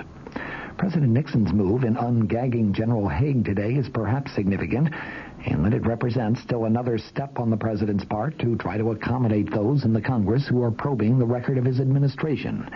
As I have noted before, Mr. Nixon had a perfect right to extend the cloak of executive privilege to General Haig. It is, of course, precisely the same cloak which many former presidents have used on many occasions for the same purpose. You recall President Eisenhower used executive privilege time and time again as a means of preventing his administration officials from cooperating in the slightest with the late Senator Joseph McCarthy's probes into subversion in government back during the 1950s. The House Judiciary Committee voted 37-1 today to subpoena 11 Watergate tapes that President Nixon has refused to provide for the committee's impeachment inquiry. By top-heavy votes, it also subpoenaed schedules of the president's daily meetings and conversations during 4 periods of time. It set a vote for tomorrow on subpoenas for tapes of 66 presidential conversations dealing with other matters that the Judiciary Committee has under investigation. The vote on the Watergate tapes, supported by all committee Republicans except the ranking committee GOP member, Michigan Representative Edward Hutchinson, it was a direct challenge to the president, who, of course, notified the committee last week that he would give it no more Watergate materials. The subpoena calls for the subpoenaed materials, the tapes, to be turned over next Wednesday. The 11 conversations covered by the new subpoena deal with plans for bugging Democratic headquarters, conversations a few days after the Watergate break-in, and efforts to get the CIA to limit the FBI investigation of the break-in. That's as far as Chief Counsel John Doerr has gotten in his presentation of evidence to the committee, which he resumed after the vote on the subpoenas today. Doerr said as he proceeds through the House panel's Watergate evidence, he is going to request additional subpoenas for tapes that the White House is still withholding. The committee requested 76 Watergate conversations last April 19th, of which the 11 that were subpoenaed today are part. The subpoenas the committee will consider tomorrow cover 46 conversations believed to relate to the president's decision to increase milk price supports, 20 conversations believed connected with settlement of a government antitrust suit against ITT. It took 4 votes to approve the subpoena for the president's daily schedules, 1 for each of the time periods covered. Indiana Republican Representative David Dennis, who objected to 3 of them, forced the separate votes. Those votes ran 36-2, 32-6, 29-9, and 32-6, all in favor of the subpoenas. Doerr said the committee should see who Nixon met with and talked to during the specified periods so that it can determine whether it wants to request some specific conversations. The periods covered by the subpoena are April through July 1972, which Doerr said was critical to the Watergate planning and break-in, February through April 1973, which covered the White House investigation of the affair, July 12th through 31st, which he said was the period before and after the existence of the White House taping system became known, and October 1973, during which time the president fired Special Prosecutor Archibald Cox. In contrast to the request for subpoenaing the daily schedules, which Iowa Republican Representative Wiley Main called a fishing expedition, no one spoke against the subpoena for the Watergate tapes. Hutchinson, the ranking Republican member, did not take part in the discussion, but he has stated on several occasions in the past that he is going to consistently vote against any subpoena because he opposes a confrontation between Congress and the executive branch. New Jersey Democrat Representative Peter Rodino, the committee chairman, said the committee was not seeking a confrontation, but was after the truth. Several members questioned Doerr as to whether he knew tapes existed for the 11 conversations that the committee has subpoenaed. Doerr responded, "We are reasonably satisfied that they do exist." In other related developments, former presidential appointment secretary Dwight Chapin was sentenced today to 10 to 30 months in prison, that for lying under oath about political dirty tricks in the 1972 campaign.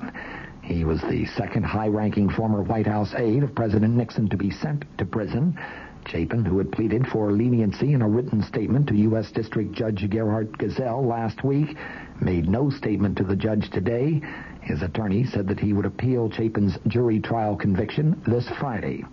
The judge allowed the 33-year-old Chapin to remain free without bond until that appeal is disposed of. He said he had given a great deal of thought to Chapin's case, and he said, "Your resort to swearing falsely cannot be condoned."